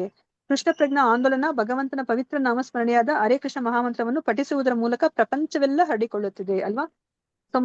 ಇವಾಗ ಪ್ರಭುಪಾದ್ರು ಬಂದ್ಮೇಲೆ ಈ ಹರೇ ಕೃಷ್ಣ ಮಹಾಮಂತ್ರ ಎಲ್ಲ ಇಡೀ ಪ್ರಪಂಚದಾದ್ಯಂತ ಅದು ಹರಡ್ಕೊಂಡಿದೆ. ಅಂದ್ರೆ ಚೈತನ್ಯ ಮಹಾಪ್ರಭುಗಳ ಮಾತು ಈಗ ಸತ್ಯವಾಗ್ತಾ ಇದೆ. ಗೊಂದಲದ ಮತ್ತು ಅವ್ಯವಸ್ಥಿತ ಬದುಕನ್ನು ನಡೆಸುತ್ತಿದ್ದ ಜನರು ಈಗ ದಿವ್ಯ ಸಂತಸವನ್ನು ಅನುಭವಿಸುತ್ತಿದ್ದಾರೆ ಅಲ್ವಾ. ನಾವು ನೋಡಿದ್ವಿ ಹಿಪ್ಪೀಸ್ ಅಲ್ವಾ, ಹಿಪ್ಪಿಗಳನ್ನ ಹ್ಯಾಪಿಯಾಗಿ ಮಾಡ್ಬಿಡ್ತಾರೆ ಪ್ರಭುಪಾದ್ರು ಅಲ್ವಾ. ಅದಕ್ಕೆ ಕೇಳ್ತಾರೆ ಅಲ್ವಾ ಪ್ರಭುಪಾದ್ರು, ನೀವು ಈ ಒಂದು ಆಧ್ಯಾತ್ಮಿಕ ಮಾರ್ಗದಲ್ಲಿದ್ದೀರಾ, ನೀವು ಭಗವಂತನ ಒಲಿಸ್ಕೊಂಡಿದ್ದೀರಾ, ನಮ್ಗೆ ಏನಾದ್ರು ಒಂದು ಪವಾಡ ಮಾಡಿ ತೋರಿಸಿ ಅಂತ. ಪವಾಡ ಪುರುಷ, ನಮ್ಗೆ ಪವಾಡ ಪುರುಷ ಅಂದ್ರೆ ತುಂಬಾ ಇಷ್ಟ ಅಲ್ವಾ. ನಾವ್ ಅವ್ರನ್ನೂ ದೇವ್ರು ಅಂತ ಅನ್ಕೊಂಡ್ಬಿಡ್ತೀವಿ. ಏನಾದ್ರು ಪವಾಡ ಮಾಡ್ಬೇಕು, ನಾವು ಗಾಳಿಯಲ್ಲಿ ಏನನ್ನಾದ್ರೂ ಸೃಷ್ಟಿಸ್ಬೇಕು, ಆ ತರ ಇದ್ರೆ ನಾವ್ ಅವ್ರನ್ನ ದೇವ್ರು ಅಂತ ಹೇಳ್ಬಿಟ್ಟು ನಾವು ಪೂಜಿಸ್ಬಿಡ್ತೀವಿ ಅಲ್ವಾ. ಅದಕ್ಕೆ ಪ್ರಭುಪಾದ್ರನ್ನ ಕೇಳ್ತಾರಂತೆ, ಏನಾದ್ರೂ ಒಂದು ಪವಾಡ ಮಾಡಿ ತೋರ್ಸಿ ಅಂತ ಹೇಳ್ಬಿಟ್ಟು. ಅದಕ್ಕ ಪ್ರಭುಪಾದ್ರು ಅಂತಹ ಪವಾಡ ಮಾಡೋದಿಲ್ಲ ಅಲ್ವಾ. ಆ ಗಾಳಿಯಲ್ಲಿ ಅವರು ಯಾವ್ದನ್ನೋ ಸೃಷ್ಟಿಸಿ ತೋರ್ಸೋದು ಆತರ ಪವಾಡ ಮಾಡೋದಿಲ್ಲ. ಅದಕ್ಕೆ ಹೇಳ್ತಾರೆ, ಇವಾಗ ನಿಮ್ಗೆ ಅನ್ನಿಸ್ತಾ ಇಲ್ವಾ ಆ ಹಿಪ್ಪಿಗಳೆಲ್ಲ ಸಹ ಹೇಗಿದ್ರು ಅವರು ಅಲ್ವಾ. ಎಲ್ಲ ಮನೆಗಳನ್ನೆಲ್ಲ ತೊರೆದು ಎಲ್ಲಂದ್ರಲ್ಲಿ ಅವರು ದಾರಿಲೆಲ್ಲ ಕುಡಿದು ಅವರು ಅಮಲಿನಲ್ಲಿ ಬಿದ್ದು ಹೊರಳಾಡ್ತಾ ಇದ್ರು ಅಲ್ವಾ. ಅಂತವ್ರನ್ನ ನೋಡಿ ಈಗ ಯಾವ ತರ ಅಲ್ವಾ, ಅವ್ರನ್ನ ಇವಾಗ ದೇವ ಮಾನವರ ತರ ಮಾಡಿದೀನಿ. ಅಂದ್ರೆ ಒಬ್ಬರನ್ನಲ್ಲ ಇಬ್ಬರನ್ನಲ್ಲ, ಎಷ್ಟು ಜನರನ್ನ ಅವ್ರು ಬದಲಾಯಿಸಿದ್ದಾರೆ. ಇದು ಪವಾಡ ಅಂತ ಅನ್ನಿಸ್ತಾ ಇಲ್ವಾ ನಿಮ್ಗೆ ಅಂತ ಹೇಳ್ಬಿಟ್ಟು ಹೇಳ್ತಾರಂತೆ. ಸೊ ಗೊಂದಲದ ಮತ್ತು ಅವ್ಯವಸ್ಥಿತ ಬದುಕನ್ನು ನಡೆಸುತ್ತ ಜನರು ಈಗ ದಿವ್ಯ ಸಂತಸವನ್ನ ಅನುಭವಿಸುತ್ತಿದ್ದಾರೆ. ನೋಡಿ ಹಿಪ್ಪಿಗಳನ್ನೆಲ್ಲ ಹ್ಯಾಪಿಯಾಗಿ ಮಾಡಿದ್ದಾರೆ. ಅವ್ರು ಎಂತಹ ಗೊಂದಲಮಯದ ಬದುಕಲ್ಲಿ ಇದ್ದಿದ್ದು, ಅವ್ರನ್ನೆಲ್ಲರನ್ನೂ ಸಹ ದಿವ್ಯ ಸಂತಸವನ್ನ ಅನುಭವಿಸೋ ತರ ಮಾಡಿದ್ದಾರೆ ಅಲ್ವಾ. ಇವಾಗ ನಮ್ಗೂನು ಅಷ್ಟೇ ಅನ್ಸುತ್ತೆ ಅಲ್ವಾ. ಇವಾಗ ನಾವು ಇಷ್ಟು ದಿವಸ ಏನ್ ಮಾಡ್ತಾ ಇದ್ವಿ ಅಲ್ವಾ, ನಾವ್ ಏನು ಬರೇ ಮೋಜು ಮಸ್ತಿ ಇದೇ ಜೀವನ ಅಂತ ಅನ್ಕೊಂಡ್ವಿ, ಅಥವಾ ಇನ್ನೇನನ್ನೋ ಒಂದು ಭೌತಿಕವಾಗಿ ಏನನ್ನೋ ಸಾಧಿಸೋದನ್ನೇ ನಮ್ಮ ಜೀವನದ ಗುರಿ ಅನ್ಕೊಂಡಿದ್ವಿ ಅಲ್ವಾ. ಆದ್ರೆ ಅದಕ್ಕೆ ಕೊನೆ ಮೊದ್ಲನ್ನೋದು ಇಲ್ಲ. ನಮ್ಗೆ ಒಂದ್ ಕಾರ್ ಇದ್ರೆ ಸಮಾಧಾನ ಇಲ್ಲ, ಇನ್ನ ಒಂದು ಬೇಕು ಅಂತ ಅಲ್ವಾ. ಒಂದು ಮನೆ ಇದ್ರೆ ಸಮಾಧಾನ ಇಲ್ಲ, ಇನ್ನೊಂದು ಬೇಕು ಅಂತ ಅಲ್ವಾ. ಆದ್ರೆ ನಮ್ಗೆ ಅದ್ರಲ್ಲಿ ಆ ಒಂದು ಇದ್ರಲ್ಲಿ ನಮ್ಗೆ ಫುಲ್ ಕಂಪ್ಲೀಟ್ ಆಗಿ ನಮ್ಗೆ ಸಂತೋಷ ಸಿಗ್ತಾ ಇರೋದಿಲ್ಲ. ಯಾವಾಗ್ಲೂ ಸಹ ಅಂದ್ರೆ ಅಸಮಾಧಾನನೇ ಇರುತ್ತೆ. ಅಯ್ಯೋ ಇನ್ನೂ ಸ್ವಲ್ಪ ದೊಡ್ಡ ಮನೆ ಕಟ್ಬಿಟ್ಟಿದ್ರೆ ಚೆನ್ನಾಗಿರ್ತಿತ್ತು, ಹೆಂಗೋ ಕಟ್ಟದೆ ಅದೇ ತರ ಇರುತ್ತೆ ಅಲ್ವಾ. ಆದ್ರೆ ನೋಡಿ, ಈ ಕೃಷ್ಣ ಪ್ರಜ್ಞೆಗೆ ಬಂದ್ಮೇಲೆ ನಮ್ಗೆ ಒಂದು ಗುರಿ ಅಂತ ಏನಂತ ಸಿಕ್ಕಿದೆ ಅಲ್ವಾ. ಸಂತೋಷವನ್ನ ನಾವ್ ಇವಾಗ ಹೊರಗಡೆ ಎಲ್ಲೂ ಹುಡ್ಕಕ್ ಹೋಗ್ತಾ ಇಲ್ಲ ಅಲ್ವಾ. ನಾವು ಇಲ್ಲಿ ಒಳಗಡೆನೆ ನಾವು ಆತ್ಮದ ಜೊತೆನೆ ನಾವು ಹುಡುಕಕ್ಕೆ ನೋಡ್ತಾ ಇದೀವಿ ಸಂತೋಷವನ್ನ. ಸೊ ಅದಕ್ಕೆ ಈಗ ಆ ಒಂದು ದಿವ್ಯ ಸಂತಸ ನೋಡಿ, ಇದನ್ನ ಈ ಸಾಮಾನ್ಯ ಸಂತಸ ಅಲ್ಲ, ಇದು ಲೌಕಿಕ ಸಂತಸ ಅಲ್ಲ, ಇದು ದಿವ್ಯ ಸಂತಸ ಅಂತ ಹೇಳ್ತಿದ್ದಾರೆ. ಈ ಕೃಷ್ಣ ಪ್ರಜ್ಞೆಗೆ ಬಂದ್ರೆ ನಾವು ಆ ದಿವ್ಯ ಸಂತಸವನ್ನ ನಾವು ಅನುಭವಿಸಬಹುದು. ಸಂಕೀರ್ತನದಲ್ಲಿ ಶಾಂತತೆಯನ್ನ ಕಾಣುತ್ತಿದ್ದಾರೆ. ಇದರಿಂದ ಈ ಆಂದೋಲನದ ಅದ್ಭುತ ಪ್ರಯೋಜನಗಳನ್ನ ಒಪ್ಪಿಕೊಳ್ಳುತ್ತಿದ್ದಾರೆ ಅಲ್ವಾ. ನಾವು ಕೃಷ್ಣ ಪ್ರಜ್ಞೆಗೆ ಬಂದ್ರೆ ನಮ್ಗೆ ಏನೆಲ್ಲ ನಮ್ಗೆ ಪ್ರಯೋಜನಗಳು ಆಗುತ್ತೆ ಅಂತ ಹೇಳ್ಬಿಟ್ಟು ಹೇಳ್ತಾ ಇದ್ದಾರೆ. ನಮ್ಗೆ ಆ ಅಲ್ಟಿಮೇಟ್ ಪ್ರಯೋಜನ, ಆ ಪರಮ ಪ್ರಯೋಜನ ಏನು ಅಂತಂದ್ರೆ ನಾವು ಆ ಭಗವಂತನ ಲೋಕಕ್ಕೆ ಮರಳಿ ಹೋಗೋದು. ಇನ್ ಬೇರೆ ಏನೇ ನಮ್ಗೆ ಪ್ರಯೋಜನಗಳು ಸಿಕ್ಕಿದ್ರು ಸಹ ಅವೆಲ್ಲನೂ ಸಹ ಏನು ಸೆಕೆಂಡರಿ, ಅದೆಲ್ಲ ಬೈ ಪ್ರಾಡಕ್ಟ್ಸ್ ಅಲ್ವಾ. ಅದೆಲ್ಲ ಬಂದೇ ಬರುತ್ತೆ ಅಲ್ವಾ, ಬಂದೇ ಬರೋ ಅಂತಹದ್ದು. ಸೊ ಅದೆಲ್ಲವನ್ನೂ ಈಗ ಅದರ ಪ್ರಯೋಜನಗಳನ್ನ ಈಗ ಒಪ್ಕೋತಾ ಇದ್ದಾರೆ. ಈಗ ಹರಿನಾಮ ಸಂಕೀರ್ತನೆ ಮಾಡಿದಾಗ ನಮ್ಗೆ ತುಂಬಾ ಪ್ರಶಾಂತವಾಗತ್ತೆ ಮನಸ್ಸು, ಶಾಂತ ಮನಸ್ಸಿರುತ್ತೆ. ಅದೆಲ್ಲವನ್ನ ಈಗ ಒಪ್ಕೋತಾ ಇದ್ದಾರೆ, ಅದನ್ನೆಲ್ಲ ಅವರೇ ಅನುಭವಿಸ್ತಾ ಇದ್ದಾರೆ ಅಂತ ಹೇಳ್ಬಿಟ್ಟು ಇಲ್ಲಿ ಹೇಳ್ತಾ ಇದ್ದಾರೆ. ಸೊ ಇದೇ ಶ್ರೀ ಚೈತನ್ಯ ಮಹಾಪ್ರಭು ಅವರ ಅನುಗ್ರಹ, ಅವರ ಭವಿಷ್ಯವಾಣಿ ಈಗ ನಿಜವಾಗಲೂ ಈಡೇರುತ್ತಿವೆ. ಅಲ್ಲದೆ ಸಮಾಹಿತ ಮನಸ್ಸಿನವರು ಮತ್ತು ಆತ್ಮಸಾಕ್ಷಿಗೆ ಬದ್ಧರಾಗಿರುವವರು ಈ ಮಹಾನ್ ಆಂದೋಲನದ ಮೌಲ್ಯಗಳನ್ನು ಶ್ಲಾಘಿಸುತ್ತಿದ್ದಾರೆ. ಇದು ಚೈತನ್ಯ ಮಹಾಪ್ರಭುಗಳ ಅನುಗ್ರಹ. ಮತ್ತೆ ಇವಾಗ ಚೈತನ್ಯ ಮಹಾಪ್ರಭುಗಳು ಏನು ಭವಿಷ್ಯವಾಣಿ ಹೇಳಿದ್ರು, ಇದನ್ನ ನೀವು ಇಡೀ ಪ್ರಪಂಚದಾದ್ಯಂತ ಹರಡಿ ಅಂತ ಹೇಳಿದ್ರಲ್ಲ, ಅದಿವಾಗ ಆ ಮಾತು ನಿಜ ಆಗ್ತಾ ಇದೆ, ಈಡೇರ್ತಾ ಇದೆ. ಮತ್ತೆ ಈಗ ಅದೇ ತರ ಮನಸ್ಸಿರೋರು ಅವರೆಲ್ಲರೂ ಸಹ ಈ ಆಂದೋಲನವನ್ನ ಅವರು ಒಪ್ಕೋತಾ ಇದ್ದಾರೆ. ಇದರ ತತ್ವ ಅವರಿಗೆ ಅರ್ಥ ಆಗ್ತಾ ಇದೆ, ಅದರ ಮೌಲ್ಯಗಳನ್ನೆಲ್ಲ ಶ್ಲಾಘಿಸ್ತಾ ಇದ್ದಾರೆ ಅಂತ ಬಿಟ್ಟು ಇಲ್ಲಿ ಹೇಳ್ತಾ ಇದ್ದಾರೆ. ಶ್ಲೋಕ 41ರಲ್ಲಿ ಏನ್ ಹೇಳ್ತಾರೆ ನೋಡೋಣ. ಇದು ತುಂಬಾ ಮುಖ್ಯವಾದಂತಹ ಶ್ಲೋಕ. ಭಾರತ ಭೂಮಿಲೆ ಹೈಲಾ ಮನುಷ್ಯ ಜನ್ಮ ಯಾರ, ಜನ್ಮ ಸಾರ್ಥಕ ಕರಿ ಕರ ಪರ ಉಪಕಾರ. ಭಾರತ ಭೂಮಿತೆ ಹೈಲಾ ಮನುಷ್ಯ ಜನ್ಮ ಯಾರ, ಜನ್ಮ ಸಾರ್ಥಕ ಕರಿ ಕರ ಪರ ಉಪಕಾರ. ಭಾರತ ಭೂಮಿಲೆ ಹೈಲಾ ಮನುಷ್ಯ ಜನ್ಮ ಯಾರ, ಜನ್ಮ ಸಾರ್ಥಕ ಕರಿ ಕರ ಪರ ಉಪಕಾರ. ಹರೇ ಕೃಷ್ಣ. ಮಾತಾಜಿ ಇದು ಎಲ್ಲರೂ ಹೇಳೋಣಂತೆ ಒಂದ್ 3 ಟೈಮ್ಸ್. ಎಲ್ಲರೂ ಹೇಳಿ, ಅನ್ಮ್ಯೂಟ್ ಮಾಡಿ ಹೇಳಿ. ಹರೇ ಕೃಷ್ಣ. ಭಾರತ ಭೂಮಿತೆ ಹೈಲ ಮನುಷ್ಯ ಜನ್ಮ ಯಾರ, ಜನ್ಮ ಕರಿ ಕರ ಪರ ಉಪಕಾರ. ಭಾರತ ಭೂಮಿತೆ ಹೈಲ ಮನುಷ್ಯ ಜನ್ಮ ಯಾರ, ಜನ್ಮ ಸಾರ್ಥಕ ಕರಿ ಕರ ಪರ ಉಪಕಾರ. ಭಾರತ ಭೂಮಿತೆ ಹೈಲ ಮನುಷ್ಯ ಜನ್ಮ ಯಾರ, ಜನ್ಮ ಸಾರ್ಥಕ ಕರಿ ಕರ ಪರ ಉಪಕಾರ. ಹರೇ ಕೃಷ್ಣ ಮಾತಾಜಿ. ಪಾರ್ವತಮ್ಮ ಮಾತಾಜಿ ಓದಿ. ಪಾರ್ವತಮ್ಮ ಮಾತಾಜಿ. ಹರೇ ಕೃಷ್ಣ. ಪಾರ್ವತಮ್ಮ ಮಾತಾಜಿ. ಹರೇ ಕೃಷ್ಣ ಮಾತಾಜಿ. ಹರೇ ಕೃಷ್ಣ ಮಾತಾಜಿ.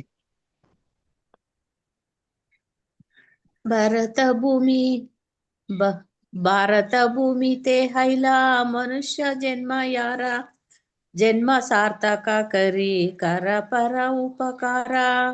ಭಾರತದ ಭೂಮಿತೆ ಭೂಮಿಯಲ್ಲಿ, ಹೈಲ ಹೀಗಾಗಿದೆ, ಮನುಷ್ಯ ಜನ್ಮ ಹುಟ್ಟು, ಯಾರಾದರೂ ಜನ್ಮ ಇಂಥ ಹುಟ್ಟು, ಸಾರ್ಥಕ ಸಫಲಗೊಳಿಸು, ಕರಿ ಹೀಗೆ ಮಾಡಿ, ಕರ ಮಾಡಿ, ಪರ ಇತರರು, ಉಪಕಾರ. ಅನುವಾದ. ಭರತ ವರ್ಷದಲ್ಲಿ ಒಬ್ಬ ಮಾನವನಾಗಿ ಜನಿಸಿರುವವನು ತನ್ನ ಬದುಕನ್ನು ಯಶಸ್ಸುಗೊಳಿಸಿಕೊಳ್ಳಬೇಕು ಮತ್ತು ಇತರ ಜನರ ಅನುಕೂಲಕ್ಕಾಗಿ ದುಡಿಯಬೇಕು. ಭಾವಾರ್ಥ. ಶ್ರೀ ಚೈತನ್ಯ ಮಹಾಪ್ರಭು ಅವರ ಉದಾರ ಹೃದಯವನ್ನು ಈ ಬಹುಮುಖ್ಯ ಶ್ಲೋಕದಲ್ಲಿ ವ್ಯಕ್ತಗೊಳಿಸಲಾಗಿದೆ. ಅವರು ಬಂಗಾಳದಲ್ಲಿ ಹುಟ್ಟಿದರೂ ಕೂಡ ಮತ್ತು ಬಂಗಾಳಿಗಳಿಗೆ ಇವರತ್ತ ವಿಶೇಷ ಕರ್ತವ್ಯ ಪಾಲನೆಯೊಂದು ಇದ್ದರೂ ಇದ್ದರೂ ಕೂಡ ಶ್ರೀ ಚೈತನ್ಯ ಮಹಾಪ್ರಭು ಅವರು ಬರೀ ಬಂಗಾಳಿಗಳನ್ನು ಮಾತ್ರ ಉದ್ದೇಶಿಸಲಿಲ್ಲ, ಆದರೆ ಎಲ್ಲ ಭಾರತವಾಸಿಗಳನ್ನೂ ಉದ್ದೇಶಿಸಿದರು. ಭಾರತ ಭೂಮಿಯ ಮಾನವ ನಾಗರಿಕತೆಯನ್ನು ಅಭಿವೃದ್ಧಿಪಡಿಸಬಹುದು. ಮಾನವ ಬದುಕು ಮುಖ್ಯವಾಗಿ ಇರುವುದು ದೈವ ಸಾಕ್ಷಾತ್ಕಾರಕ್ಕಾಗಿ. ವೇದಾಂತ ಸೂತ್ರದಲ್ಲಿ ಹೇಳಿದಂತೆ ಅಥಾತೋ ಬ್ರಹ್ಮ ಜಿಜ್ಞಾಸ. ಭರತ ವರ್ಷದಲ್ಲಿ ಜನ್ಮ ತಾಳುವ ಯಾರಿಗಾದರೂ ವೇದಿಕೆಯ ನಾಗರಿಕತೆಯ ಶಿಕ್ಷಣವನ್ನು ಮತ್ತು ಮಾರ್ಗದರ್ಶನವನ್ನು ಪಡೆಯುವ ವಿಶೇಷ ಅರ್ಹತೆ ಇದೆ. ಅಂಥವರು ಸ್ವಯಂ ಚಲನ ಶಕ್ತಿಯಿಂದ ಆಧ್ಯಾತ್ಮಿಕ ಬದುಕಿನ ಮೂಲ ತತ್ವಗಳನ್ನು ಪಡೆದುಕೊಂಡು ಬಿಡುತ್ತಾರೆ. 99.9% ಭಾರತೀಯರು ಗ್ರಾಮೀಣ ರೈತರು ಮತ್ತು ವಿದ್ಯಾವಂತರಲ್ಲದ ಇತರರು ಅಥವಾ ಆಧುನಿಕರಲ್ಲದವರು ಸಹ ಆತ್ಮದ ಪುನರ್ಜನ್ಮವನ್ನು ನಂಬುತ್ತಾರೆ, ಭೂತ ಭವಿಷ್ಯ ಜನ್ಮಗಳನ್ನು ನಂಬುತ್ತಾರೆ, ದೇವರನ್ನು ನಂಬುತ್ತಾರೆ. ಸಹಜವಾಗಿ ದೇವೋತ್ತಮ ಪರಮಪುರುಷ ಅಥವಾ ಅವನ ಪ್ರತಿನಿಧಿಗಳನ್ನು ಆರಾಧಿಸಲು ಬಯಸುತ್ತಾರೆ. ಇವೆಲ್ಲ ಭಾರತದಲ್ಲಿ ಹುಟ್ಟಿ ಬೆಳೆದ ವ್ಯಕ್ತಿಯೊಬ್ಬನಿಗೆ ಸಹಜ ವಂಶಾನುಕ್ರಮವಾಗಿ ಬಂದ ವಿಷಯಗಳು. ಭಾರತದಲ್ಲಿ ಅನೇಕ ಯಾತ್ರಾ ಸ್ಥಳಗಳಿವೆ. ಗಯಾ, ಕಾಶಿ, ಮಥುರಾ, ಪ್ರಯಾಗ, ವೃಂದಾವನ, ಹರಿದ್ವಾರ, ರಾಮೇಶ್ವರ ಮತ್ತು ಜಗನ್ನಾಥಪುರಿ ಮೊದಲಾದವು. ಇಲ್ಲಿಗೆ ಈಗಲೂ ಜನ ನೂರಾರು ಸಾವಿರಾರು ಸಂಖ್ಯೆಯಲ್ಲಿ ಹೋಗುತ್ತಾರೆ. ಭಾರತದ ಈಗಿನ ನಾಯಕರು ದೇವರನ್ನು ನಂಬದಂತೆ, ಮರುಜನ್ಮದಲ್ಲಿ ನಂಬಿಕೆ ಇಡದಂತೆ ಮತ್ತು ಆಚಾರ ಅನಾಚಾರಗಳ ವ್ಯತ್ಯಾಸಗಳನ್ನು ಪರಿಗಣಿಸದಂತೆ ಪ್ರಭಾವ ಬೀರುತ್ತಿದ್ದರು ಮತ್ತು ವೈನ್ ಕುಡಿಯುವುದು, ಮಾಂಸ ತಿನ್ನುವುದು ಮತ್ತು ಆಧುನಿಕರಂತೆ ನಟಿಸುವುದು ಹೇಗೆ ಎಂದೆಲ್ಲ ಜನರಿಗೆ ಅಭ್ಯಾಸ ಮಾಡಿಸುತ್ತಿದ್ದರೂ ಜನ ಮಾತ್ರ ಪಾಪ ಜೀವನದ 4 ನಡವಳಿಕೆಗಳಾದ ಅನೈತಿಕ ಸಂಬಂಧ, ಮಾಂಸ ಸೇವನೆ, ಮಾದಕ ದ್ರವ್ಯ ಬಳಕೆ ಮತ್ತು ಜೂಜು ಇವುಗಳ ಬಗ್ಗೆ ಇನ್ನೂ ಹೆದರುತ್ತಾರೆ. ಎಲ್ಲಾದರೊಂದು ಧಾರ್ಮಿಕ ಉತ್ಸವ ಜರುಗಿದರೆ ಸಾವಿರಾರು ಸಂಖ್ಯೆಯಲ್ಲಿ ಜನ ಬಂದು ನೆರೆಯುತ್ತಾರೆ. ಕೃಷ್ಣ ಪ್ರಜ್ಞಾ ಆಂದೋಲನ ಯಾವಾಗಲಾದರೂ ಸಂಕೀರ್ತನ ಉತ್ಸವವನ್ನು ಭಾರತದ ದೊಡ್ಡ ನಗರಗಳಾದ ಮುಂಬೈ, ಚೆನ್ನೈ, ಕೋಲ್ಕತ್ತಾ, ಅಹಮದಾಬಾದ್ ಅಥವಾ ಹೈದರಾಬಾದ್ ಅಂತ ಕಡೆ ಆಚರಿಸಿದಾಗ ಸಾವಿರಾರು ಜನ ಕೇಳಲು ಬರುತ್ತಾರೆ. ಕೆಲವು ಸಲ ನಾವು ಇಂಗ್ಲಿಷ್ನಲ್ಲಿ ಮಾತನಾಡುತ್ತೇವೆ. ಬಹುಪಾಲು ಜನ ಇಂಗ್ಲಿಷನ್ನು ಅರ್ಥ ಮಾಡಿಕೊಳ್ಳದಿದ್ದರೂ ಚಿಂತಿಸದೆ ಕೇಳಲು ಬರುತ್ತಾರೆ. ಜೊತೆಗೆ ದೇವರ ನಕಲಿ ಅವತಾರಗಳು ಮಾತನಾಡಿದರೂ ಜನ ಸಾವಿರ ಸಂಖ್ಯೆಯಲ್ಲಿ ಬಂದು ಸೇರುತ್ತಾರೆ. ಏಕೆಂದರೆ ಭಾರತ ಭೂಮಿಯಲ್ಲಿ ಹುಟ್ಟಿದ ಪ್ರತಿಯೊಬ್ಬರಿಗೂ ಸಹಜವಾದ ಧಾರ್ಮಿಕ ನಂಟು ಇರುತ್ತದೆ ಮತ್ತು ಧಾರ್ಮಿಕ ಜೀವನದ ಪ್ರಾಥಮಿಕ ತತ್ವಗಳನ್ನು ಕಲಿಸಲಾಗಿರುತ್ತದೆ. ಇವರು ವೇದಿಕೆಯ ತತ್ವಗಳಲ್ಲಿ ಬರೀ ಇನ್ನೊಂದಿಷ್ಟು ತಿಳುವಳಿಕೆ ಹೊಂದಬೇಕಾಗಿರುತ್ತದೆ. ಆದ್ದರಿಂದ ಶ್ರೀ ಚೈತನ್ಯ ಮಹಾಪ್ರಭು ಇಲ್ಲಿ ಹೇಳುತ್ತಾರೆ, ಜನ್ಮ ಸಾರ್ಥಕ ಕರಿ ಕರಪರ ಉಪಕಾರ. ಭಾರತೀಯನೊಬ್ಬ ವೇದಿಕೆಯ ತತ್ವಗಳಲ್ಲಿ ಶಿಕ್ಷಣ ಪಡೆದರೆ ಅವನು ಇಡೀ ಪ್ರಪಂಚಕ್ಕೆ ಅತಿ ಅನುಕೂಲವಾದ ಕ್ಷೇಮಾಭಿವೃದ್ಧಿ ಚಟುವಟಿಕೆಗಳನ್ನು ಮಾಡಲು ಶಕ್ತನಾಗುತ್ತಾನೆ. ಮಾತಾಜಿ ಸ್ವಲ್ಪ ಮೇಲೆ ಮಾಡಿ. ಹರೇ ಕೃಷ್ಣ ಮಾತಾಜಿ, ಧನ್ಯವಾದಗಳು ಮಾತಾಜಿ. ಪ್ರಭಾವತಿ ಮಾತಾಜಿ ಓದ್ತೀನಿ ಮಾತಾಜಿ. ಇಡೀ ಪ್ರಪಂಚದಲ್ಲಿ ನಾವು ಹರಡುತ್ತಿರುವ ಕೃಷ್ಣ ಪ್ರಜ್ಞಾ ಆಂದೋಲನದ ಕಾರ್ಯರೂಪಿ ಪರಿಣಾಮ ಹೇಗಾಗಿದೆ ಎಂದರೆ, ಇಲ್ಲಿಂದನೇ ಅಲ್ಲ, ಸಾರಿ,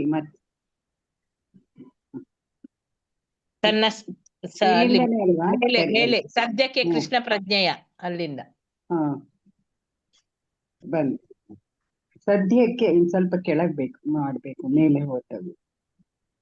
ಸದ್ಯಕ್ಕೆ ಕೃಷ್ಣ ಪ್ರಜ್ಞೆಯ ಅಥವಾ ದೈವ ಪ್ರಜ್ಞೆಯ ಕೊರತೆಯಿಂದ ಇಡೀ ಪ್ರಪಂಚ ಅಂಧಕಾರದಲ್ಲಿದೆ.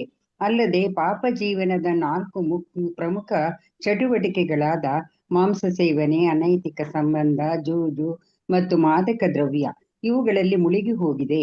ಆದ್ದರಿಂದ ಪಾಪದ ಕೆಲಸ ಕಾರ್ಯಗಳಲ್ಲಿ ತೊಡಗದಂತೆ ಜನರನ್ನು ಮಾಡುವುದಕ್ಕಾಗಿ ಹುರುಪಿನ ಪ್ರಚಾರದ ಅಗತ್ಯವಿದೆ. ಇದು ಶಾಂತಿಯನ್ನು ಮತ್ತು ಏಳಿಗೆಯನ್ನು ತರುತ್ತದೆ. ದಗಾಕೋರರು, ಠಕ್ಕರು ಮತ್ತು ವಿಷಯ ಲಂಪಟರು ಸಹಜವಾಗಿ ಸಂಖ್ಯೆಯಲ್ಲಿ ಇಳಿಮುಖರಾಗುತ್ತಾರೆ ಮತ್ತು ಇಡೀ ಮಾನವ ಸಮಾಜ ದೈವ ಪ್ರಜ್ಞೆಯದಾಗುತ್ತದೆ. ಇಡೀ ಪ್ರಪಂಚದಲ್ಲಿ ನಾವು ಹರಡುತ್ತಿರುವ ಕೃಷ್ಣ ಪ್ರಜ್ಞಾ ಆಂದೋಲನದ ಕಾರ್ಯರೂಪಿ ಪರಿಣಾಮ ಹೇಗಾಗಿದೆ ಎಂದರೆ, ಅತಿ ಕೆಳದರ್ಜೆಯ ವಿಷಯ ಲಂಪಟರು ಸಹ ಎತ್ತರಕ್ಕೇರಿದ ಸನ್ಯಾಸಿಗಳಾಗುತ್ತಿದ್ದಾರೆ. ಇದು ಪ್ರಪಂಚಕ್ಕೆ ಬರೀ ಒಬ್ಬ ಭಾರತೀಯನ ನಮ್ರ ಸೇವೆ. ಶ್ರೀ ಚೈತನ್ಯ ಮಹಾಪ್ರಭು ಅವರು ಸಲಹೆ ನೀಡಿದ ಹಾಗೆ ಎಲ್ಲ ಭಾರತೀಯರು ಈ ದಾರಿ ಹಿಡಿದಿದ್ದರೆ ಭಾರತ ವಿಶ್ವಕ್ಕೆ ಅಪರೂಪದ ಕೊಡುಗೆಯೊಂದನ್ನು ನೀಡಿದಂತಾಗುತ್ತಿತ್ತು. ಹಾಗಾಗಿದ್ದರೆ ಭಾರತ ಸುಪ್ರಸಿದ್ಧವಾಗಿರುತ್ತಿತ್ತು. ಆದರೆ ಹೇಗೋ ಏನೋ ಭಾರತ ಒಂದು ಬಡತನ ಪೀಡಿತ ದೇಶ ಎಂದು ಕುಪ್ರಸಿದ್ಧವಾಗಿ ಬಿಟ್ಟಿದೆ. ಮತ್ತು ಯಾವಾಗಲಾದರೂ ಯಾರಾದರೊಬ್ಬರು ಅಮೆರಿಕದಿಂದಲೋ ಅಥವಾ ಬೇರೊಂದು ಶ್ರೀಮಂತ ದೇಶದಿಂದಲೋ ಭಾರತಕ್ಕೆ ಹೋದಾಗ 2 ಹೊತ್ತಿನ ಊಟಕ್ಕೂ ಗತಿ ಇಲ್ಲದೆ ರಸ್ತೆ ಬದಿ ಫುಟ್ಪಾತ್ಗಳಲ್ಲಿ ಬಿದ್ದಿರುವವರನ್ನು ಪ್ರವಾಸಿಗರು ನೋಡುತ್ತಾರೆ. ಇಂತಹ ಬರಪೀಡಿತರಿಗೆ ಒಳಿತು ಮಾಡುವ ಕೆಲಸಗಳಿಗೆ ಎಂದು ಪ್ರಪಂಚದ ಎಲ್ಲ ಭಾಗಗಳಿಂದಲೂ ಅನೇಕ ಸಂಘ ಸಂಸ್ಥೆಗಳು ಸೇವಾ ಕಾರ್ಯದ ಹೆಸರಿನಲ್ಲಿ ಹಣವನ್ನು ವಸೂಲು ಮಾಡುತ್ತವೆ. ಆದರೆ ಅವನ್ನೆಲ್ಲ ತಮ್ಮ ಸುಖ ಸಂತೋಷಗಳಿಗಾಗಿಯೇ ಆ ಜನ ಖರ್ಚು ಮಾಡುತ್ತಿದ್ದಾರೆ. ಈಗ ಶ್ರೀ ಚೈತನ್ಯ ಮಹಾಪ್ರಭು ಅವರ ಆಜ್ಞೆಯಂತೆ ಕೃಷ್ಣ ಪ್ರಜ್ಞಾ ಆಂದೋಲನ ಪ್ರಾರಂಭವಾಗಿದೆ. ಜನರೆಲ್ಲ ಈ ಆಂದೋಲನದಿಂದ ಪ್ರಯೋಜನ ಪಡೆಯುತ್ತಿದ್ದಾರೆ. ಆದ್ದರಿಂದ ಇದೀಗ ಭಾರತದ ಪ್ರಮುಖ ವ್ಯಕ್ತಿಗಳ ಕರ್ತವ್ಯ ಇದಾಗಿದ್ದು, ಅವರೆಲ್ಲ ಈ ಆಂದೋಲನದ ಪ್ರಾಮುಖ್ಯವನ್ನು ಗುರುತಿಸಿ ಸಾಧ್ಯವಾದಷ್ಟು ಭಾರತೀಯರನ್ನು ಈ ಮಾರ್ಗದಲ್ಲಿ ತರಬೇತು ಮಾಡಿ ಭಾರತದ ಹೊರಗೆ ಹೋಗಿ ಪ್ರಚಾರ ಮಾಡುವಂತೆ ಅಣಿಗೊಳಿಸಬೇಕಾಗಿದೆ. ಜನ ಇದನ್ನು ಒಪ್ಪಿಕೊಳ್ಳುತ್ತಾರೆ. ಭಾರತದ ಜನರಿಗೂ ಮತ್ತು ಭಾರತದ ಇತರೆಲ್ಲ ಜನರಿಗೂ ನಡುವೆ ಸಹಕಾರ ಇರುತ್ತದೆ ಮತ್ತು ಶ್ರೀ ಚೈತನ್ಯ ಮಹಾಪ್ರಭು ಅವರ ಜೀವನದ ಧ್ಯೇಯ ಹೀಗೆ ಪೂರೈಸಿದಂತಾಗುತ್ತದೆ. ಶ್ರೀ ಚೈತನ್ಯ ಮಹಾಪ್ರಭು ಅವರನ್ನು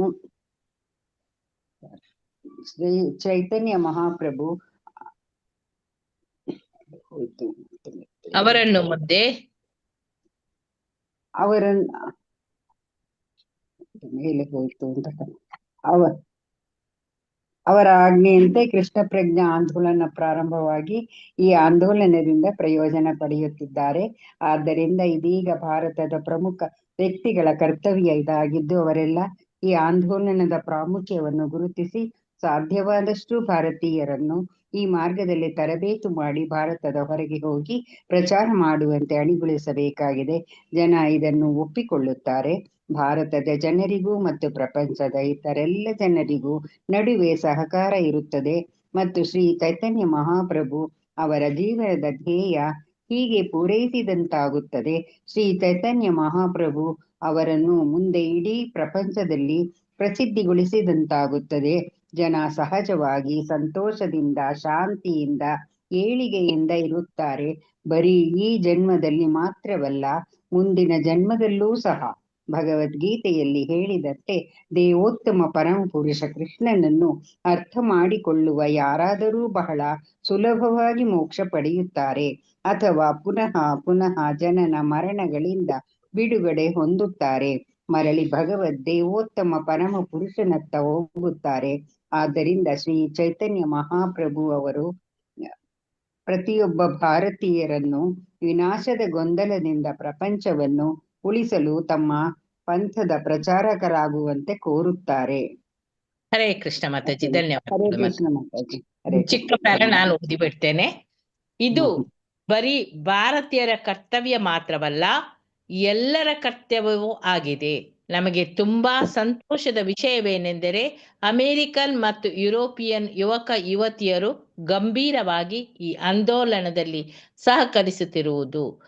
ಪ್ರತಿಯೊಬ್ಬರು ಖಚಿತವಾಗಿ ತಿಳಿದುಕೊಳ್ಳಬೇಕಾದುದು ಏನೆಂದರೆ ಮಾನವ ಸಂಕುಲಕ್ಕೆ ಮಾಡುವ ಅತ್ಯುತ್ತಮ ಜನಹಿತ ಕೆಲಸವೆಂದರೆ ಮನುಷ್ಯನಲ್ಲಿರುವ ದೈವ ಪ್ರಜ್ಞೆಯನ್ನು ಎಚ್ಚರಗೊಳಿಸುವುದು. ಆದ್ದರಿಂದ ಪ್ರತಿಯೊಬ್ಬರು ಈ ಮಹಾನ್ ಆಂದೋಲನಕ್ಕೆ ಸಹಾಯ ಮಾಡಬೇಕು. ಇದನ್ನು ಶ್ರೀಮದ್ ಭಾಗವತದ 10ನೇ ಸ್ಕಂದ 22ನೇ ಅಧ್ಯಾಯದ 35ನೇ ಶ್ಲೋಕದಲ್ಲಿ ಖಚಿತಪಡಿಸಲಾಗಿದೆ. ಇದನ್ನು ಚೈತನ್ಯ ಚರಿತಾಮೃತದಲ್ಲೂ ಮುಂದೆ ತಿಳಿಸಲಾಗಿದೆ. ಹರೇ ಕೃಷ್ಣ ಮಾತಾಜಿ. ಹರೇ ಕೃಷ್ಣ. ಕೃಷ್ಣ ಮಾತಾಜಿ, ಧನ್ಯವಾದಗಳು.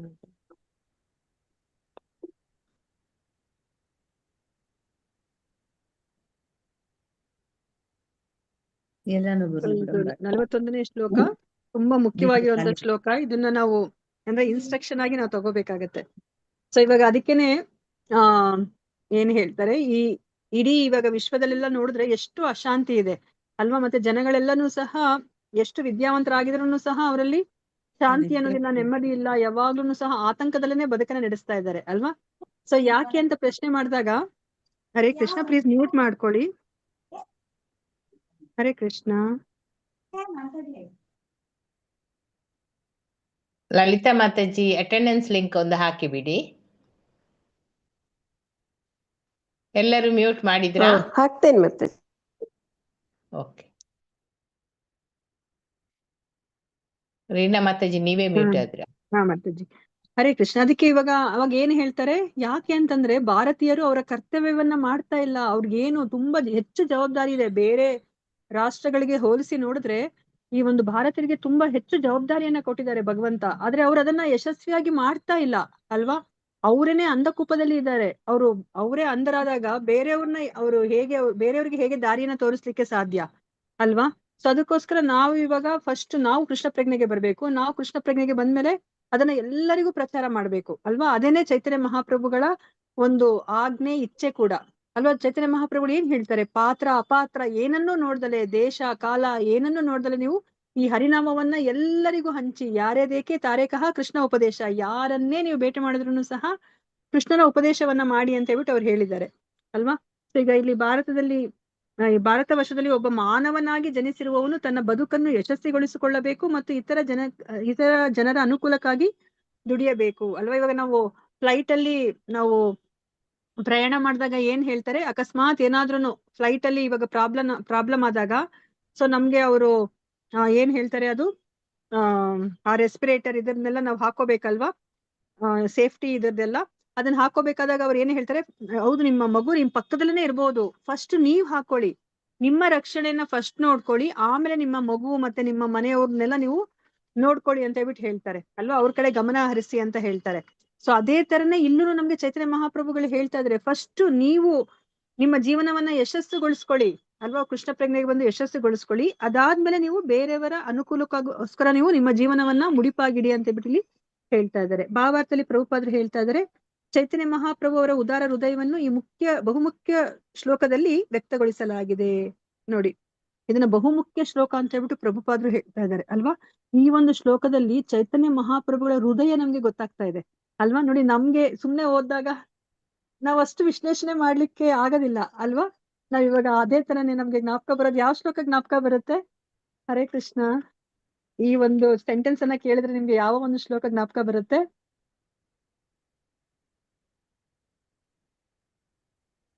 ಹರೇ ಕೃಷ್ಣ. ನಂದಿನಿ ಮಾತಾಜಿ.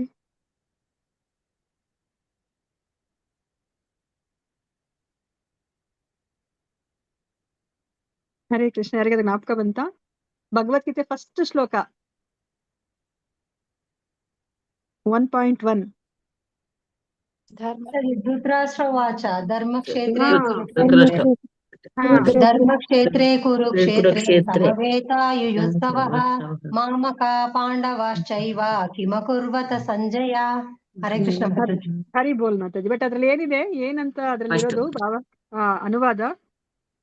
ಮಾತಾಜಿ, ಇವರು ಧೃತರಾಷ್ಟ್ರ ಬಂದು ತನ್ನ ಮಕ್ಕಳು ಮತ್ತೆ ಪಾಂಡು ಮಕ್ಕಳನ್ನ ಬೇರೆ ಬೇರೆ ಮಾಡಿ ನೋಡ್ತಾ ಇದ್ದಾರೆ ಮಾತಾಜಿ. ಇದು ಯುದ್ಧ ಭೂಮಿಯಲ್ಲಿ ಸೇರಿದ್ರಲ್ಲ, ಧರ್ಮಕ್ಷೇತ್ರ ಆಗಿರೋ ಕುರುಕ್ಷೇತ್ರದಲ್ಲಿ ಅವರು ಏನ್ ಮಾಡಿದ್ರು ನನ್ ಮಕ್ಕಳು ಅಂತ ಕೇಳ್ತಾ ಇದ್ದಾರೆ ಮಾತಾಜಿ. ಬೇರೆ ಬೇರೆ ತರ ನನ್ನ ಮಕ್ಕಳು ಮತ್ತೆ ಪಾಂಡವರು ಏನು ಮಾಡಿದ್ರು ಅಂತ ಆತರ ಅನುವಾದದಲ್ಲಿದೆ ಅಲ್ವಾ.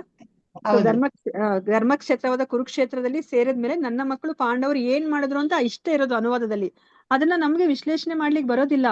ಆದ್ರೆ ನಮ್ಮ ಈ ಏನು ಶಾಸ್ತ್ರ ಚಕ್ಷುಗಳಿಂದ ನೋಡಿದಾಗ ನಮ್ಗೆ ಏನ್ ಅರ್ಥ ಆಗ್ತಾ ಇದೆ, ಅಲ್ಲಿ ನಮ್ಗೆ ಧೃತರಾಷ್ಟ್ರನ ಹೃದಯ ಗೊತ್ತಾಗ್ತಾ ಇದೆ ಅಲ್ಲಿ ಅಲ್ವಾ. ಅವ್ರು ಅದೆಷ್ಟು ಭೇದ ಭಾವ ಮಾಡ್ತಿದ್ದಾರೆ. ಇಬ್ರು ಅವ್ರ ಮಕ್ಕಳೇ, ಇಬ್ರುನು ಸಹ ಕುರು ವಂಶದವ್ರೆ. ಆದ್ರೆ ಅಲ್ಲಿ ಧೃತರಾಷ್ಟ್ರ ಬೇರೆ ಬೇರೆ ನೋಡ್ತಾ ಇದ್ದಾರೆ ಅಲ್ವಾ. ನನ್ನ ಮಕ್ಕಳು ಮತ್ತೆ ಪಾಂಡುವಿನ ಮಕ್ಕಳು ಪಾಂಡವರು ಅಂತ ಹೇಳ್ತಾ ಇದ್ದಾರೆ ಅಲ್ವಾ. ಅವ್ರು ಏನ್ ಮಾಡಿದ್ರು ಅಂತ ಹೇಳ್ಬಿಟ್ಟು ಅವ್ರು ಕೇಳ್ತಾ ಇದ್ದಾರೆ. ಅವರ ಹೃದಯ ಗೊತ್ತಾಗತ್ತೆ ಅಂತ. ಅದೇ ತರನೇ ಈ ಒಂದು ಬಹುಮುಖ್ಯ ಶ್ಲೋಕದಲ್ಲಿ ಚೈತನ್ಯ ಮಹಾಪ್ರಭುವಿನ ಹೃದಯ ಗೊತ್ತಾಗ್ತಿದೆ ಅಂತ ಹೇಳ್ಬಿಟ್ಟು ನಮ್ಗೆ ಶ್ರೀಲ ಪ್ರಭುಪಾದರು ಹೇಳ್ತಾ ಇದ್ದಾರೆ. ಹೇಗೆ ಗೊತ್ತಾಗ್ತಾ ಇದೆ? ಹೌದು, ಅಂದ್ರೆ ಚೈತನ್ಯ ಮಹಾಪ್ರಭು ಅವರು ಬಂಗಾಳ ಜಿಲ್ಲೆಯವರು ಅಲ್ವಾ. ಮತ್ತೆ ಬಂಗಾಳದಲ್ಲಿ ಚೈತನ್ಯ ಮಹಾಪ್ರಭು ಅಂತಂದ್ರೆ ಎಲ್ಲರಿಗೂ ತುಂಬಾ ಇಷ್ಟ. ಅವರು ಬರೇ ಬಂಗಾಳವನ್ನ ಮಾತ್ರ ಕುರಿತಾಗಿ, ಅದರ ಒಂದು ಉದ್ಧಾರವನ್ನ ಕುರಿತಾಗಿ ಮಾತ್ರ ಅವರು ಯೋಚನೆ ಮಾಡ್ತಾ ಇಲ್ಲ ಅಲ್ವಾ. ಅವರು ಇಡೀ ಭಾರತವನ್ನೇ ಅವರು ಉದ್ದೇಶಿಸಿ ಅಲ್ಲಿ ಅವರು ಹೇಳ್ತಾ ಇದ್ದಾರೆ ಅಲ್ವಾ. ಭಾರತ ಭೂಮಿತೆ ಹೈಲ ಅಂತ ಹೇಳ್ಬಿಟ್ಟು ಹೇಳ್ತಾ ಇದ್ದಾರೆ. ಭಾರತ ವರ್ಷದಲ್ಲಿ ಹುಟ್ಟಿದವನು, ಮಾನವನಾಗಿ ಜನಿಸಿರುವವನು ಅಂತ ಹೇಳ್ಬಿಟ್ಟು ಹೇಳ್ತಾ ಇದ್ದಾರೆ. ಅದನ್ನೇ ಇಲ್ಲಿ ಪ್ರಭುಪಾದರು ಹೇಳ್ತಾ ಇದ್ದಾರೆ. ಅವರು ಬಂಗಾಳದಲ್ಲಿ ಹುಟ್ಟಿದ್ದರೂ ಕೂಡ ಮತ್ತು ಬಂಗಾಳಿಗಳಿಗೆ ಇವರತ್ತ ವಿಶೇಷ ಕರ್ತವ್ಯ ಪಾಲನೆಯೊಂದು ಇದ್ದರೂ ಕೂಡ ಶ್ರೀ ಚೈತನ್ಯ ಮಹಾಪ್ರಭು ಅವರು ಬರೀ ಬಂಗಾಳಿಗಳನ್ನು ಮಾತ್ರ ಉದ್ದೇಶಿಸಲಿಲ್ಲ. ಆದರೆ ಎಲ್ಲ ಭಾರತ ವಾಸಿಗಳನ್ನು ಉದ್ದೇಶಿಸಿದರು. ಭಾರತ ಭೂಮಿಯ ಮಾನವ ನಾಗರಿಕತೆಯನ್ನು ಅಭಿವೃದ್ಧಪಡಿಸಬಹುದು ಅಂತ ಹೇಳ್ಬಿಟ್ಟು ಇಲ್ಲಿ ಹೇಳ್ತಾ ಇದ್ದಾರೆ ಅಲ್ವಾ. ಅಂದ್ರೆ ಅವರು ಬರೇ ಬಂಗಾಳಿಗಳನ್ನ ಮಾತ್ರ ಉದ್ದೇಶಿಸಿ ಅವರು ಹೇಳ್ತಾ ಇಲ್ಲ, ಅವರು ಇಡೀ ಭಾರತವನ್ನೇ ಅವರು ಉದ್ದೇಶಿಸಿ ಹೇಳ್ತಾ ಇದ್ದಾರೆ ಅಲ್ವಾ. ಅದಕ್ಕೆ ನಮ್ಗೆ ಏನ್ ಹೇಳ್ತಾರೆ ಆಚಾರ್ಯರು, ಈಗ ನಾವು ಕೃಷ್ಣ ಪ್ರಜ್ಞೆಗೆ ಬಂದ್ರೆ ಏನಾಗುತ್ತೆ, ಸೊ ನಮ್ಗೆ ಇಡೀ ಕುಟುಂಬ ನಮ್ದು ಎಷ್ಟು ದೊಡ್ಡದಾಗುತ್ತೆ ಅಂತಂದ್ರೆ ಇಡೀ ಪ್ರಪಂಚವೇ ನಮ್ಮ ಕುಟುಂಬವಾಗ್ಬಿಡುತ್ತೆ ಅಲ್ವಾ. ವಸುದೈವ ಕುಟುಂಬಕಂ ಅಂತ ನಮ್ಗೆ ಆಗ್ಬಿಡುತ್ತೆ ಅಲ್ವಾ. ಯಾಕಂದ್ರೆ ಎಲ್ಲರೂ ಸಹ ಭಗವಂತನ ಮಕ್ಕಳು ಅಂತ ಗೊತ್ತಾಗುತ್ತೆ ಅಲ್ವಾ. ಇವಾಗ ನಾನು ಭಗವಂತನ ಮಗು, ಇವಾಗ ನೀವು ಭಗವಂತನ ಮಗು ಅಂದ್ರೆ ಒಬ್ಬನೇ ತಂದೆ ಅಂತಂದ್ರೆ ನಮ್ಮಿಬ್ಬರಿಗೂ ಏನು ಅಲ್ಲಿ ಅಣ್ಣ ತಮ್ಮ ಮತ್ತೆ ಅಕ್ಕ ತಂಗಿಯ ಆ ಒಂದು ಸಂಬಂಧ ಬಂದ್ಬಿಡುತ್ತೆ. ಅವಾಗ ಏನಾಗುತ್ತೆ, ಇವಾಗ ನಾವು ಅಕ್ಕ ಅಥವಾ ತಂಗಿನೋ ಆಗಿದ್ರೆ ನಾವು ಬೇರೆಯವರ, ನಮ್ಮ ಒಡ ಹುಟ್ಟಿದವರ ಯಶಸ್ಸನ್ನ ನಾವ್ ಯಾವಾಗ್ಲೂ ಕೋರ್ತಾ ಇರ್ತೀವಿ ಅಲ್ವಾ. ಅವಾಗ ಏನಾಗುತ್ತೆ, ಇಡೀ ವಿಶ್ವದ ಯಶಸ್ಸನ್ನ ನಾವು ಕೋರ್ತೀವಿ. ಎಲ್ಲರೂ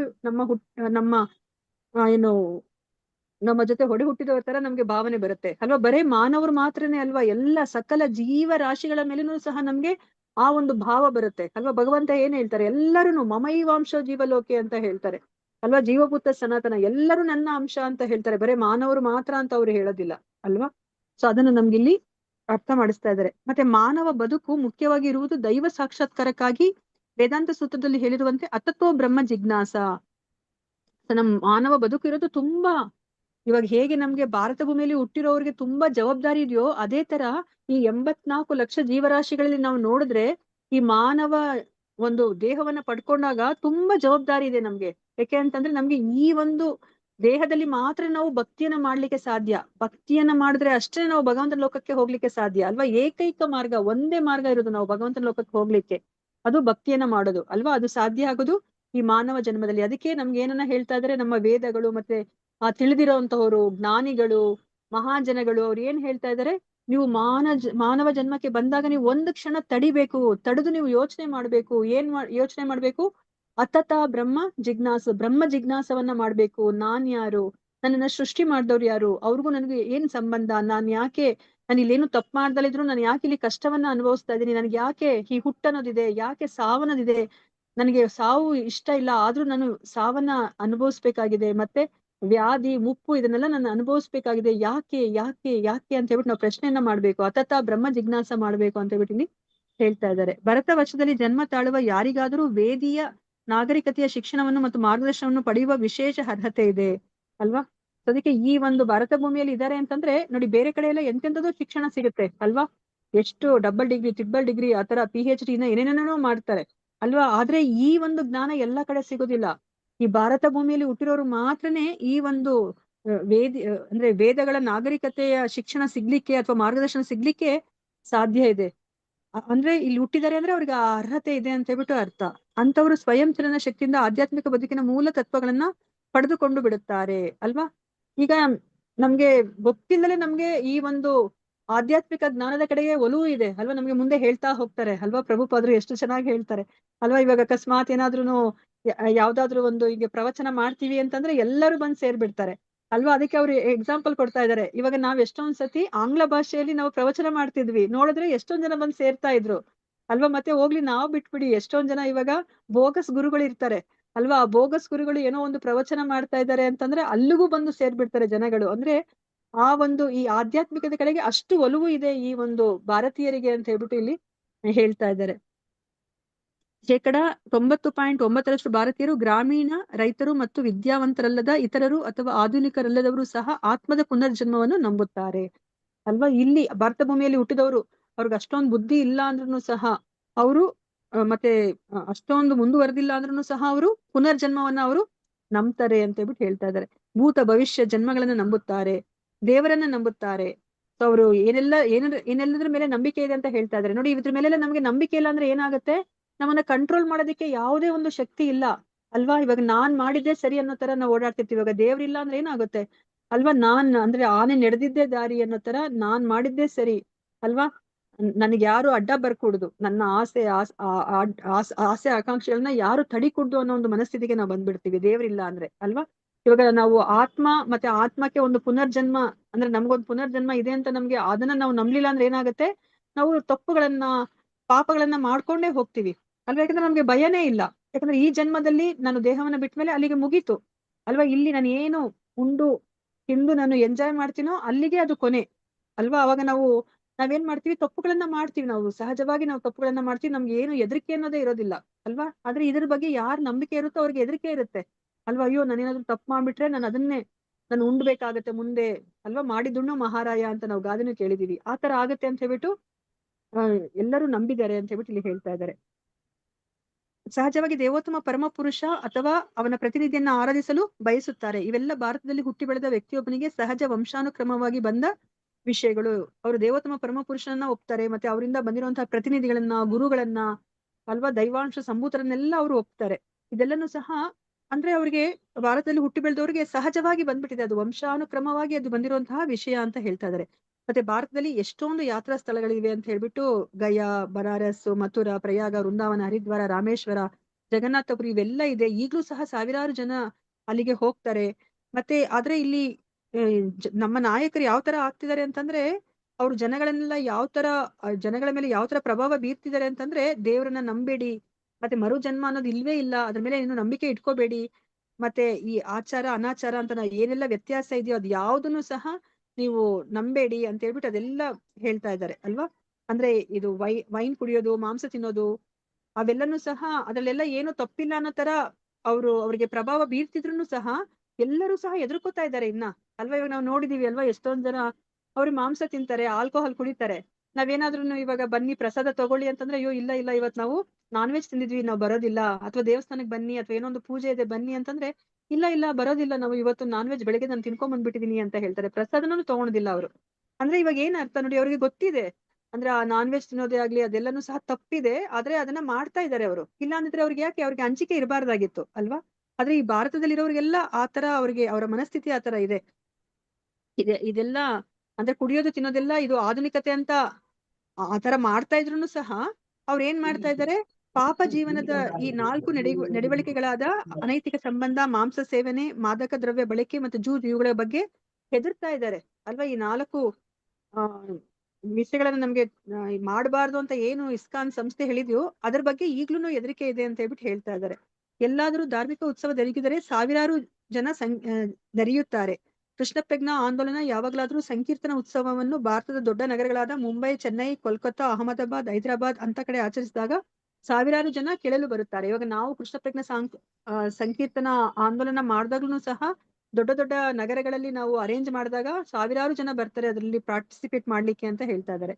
ಕೆಲವು ಸಲ ನಾವು ಇಂಗ್ಲಿಷ್ ನಲ್ಲಿ ಮಾತಾಡ್ತೀವಿ, ಬಹುಪಾಲು ಜನಗಳಿಗೆ ಇಂಗ್ಲಿಷ್ ಅರ್ಥನೇ ಆಗೋದಿಲ್ಲ, ಆದ್ರೂ ಸಹ ಅವ್ರು ಕೇಳಲಿಕ್ಕೆ ಬರ್ತಾರೆ. ಮತ್ತೆ ಜೊತೆಗೆ ದೇವರ ನಕಲಿ ಅವತಾರಗಳು ಮಾತಾಡಿದ್ರು ಸಹ ಸಾವಿರ ಸಂಖ್ಯೆಯಲ್ಲಿ ಜನರು ಬಂದು ಸೇರ್ತಾರೆ. ಯಾಕೆ ಅಂತಂದ್ರೆ ಭಾರತ ಭೂಮಿಯಲ್ಲಿ ಹುಟ್ಟಿದ ಪ್ರತಿಯೊಬ್ಬರಿಗೂ ಸಹ ಸಹಜವಾದ ಧಾರ್ಮಿಕ ನಂಟು ಇರುತ್ತದೆ. ಸೊ ಅದಕ್ಕೋಸ್ಕರ ಅವ್ರು ಬರ್ತಾರೆ ಅಲ್ವಾ. ಅಲ್ಲಿ ಏನೋ ಒಂದು ದೇವ್ರ ಬಗ್ಗೆ ಹೇಳ್ತಿದ್ದಾರೆ ಅಂತಂದ್ರೆ ಸಾವಿರ ಜನ ಬಂದು ಅಲ್ಲಿ ಸೇರ್ತಾರೆ. ಯಾಕಂದ್ರೆ ಈ ಭಾರತ ಭೂಮಿಯಲ್ಲಿ ಅಷ್ಟು ನಂಟಿದೆ ಆ ಧಾರ್ಮಿಕತೆಗೆ ಅಂತ ಹೇಳ್ಬಿಟ್ಟು ಹೇಳ್ತಾ ಇದ್ದಾರೆ. ಇವರು ವೇದಿಯ ತತ್ವಗಳಲ್ಲಿ ಬರೀ ಇನ್ನೊಂದಿಷ್ಟು ತಿಳುವಳಿಕೆ ಹೊಂದಬೇಕಾಗಿರುತ್ತದೆ.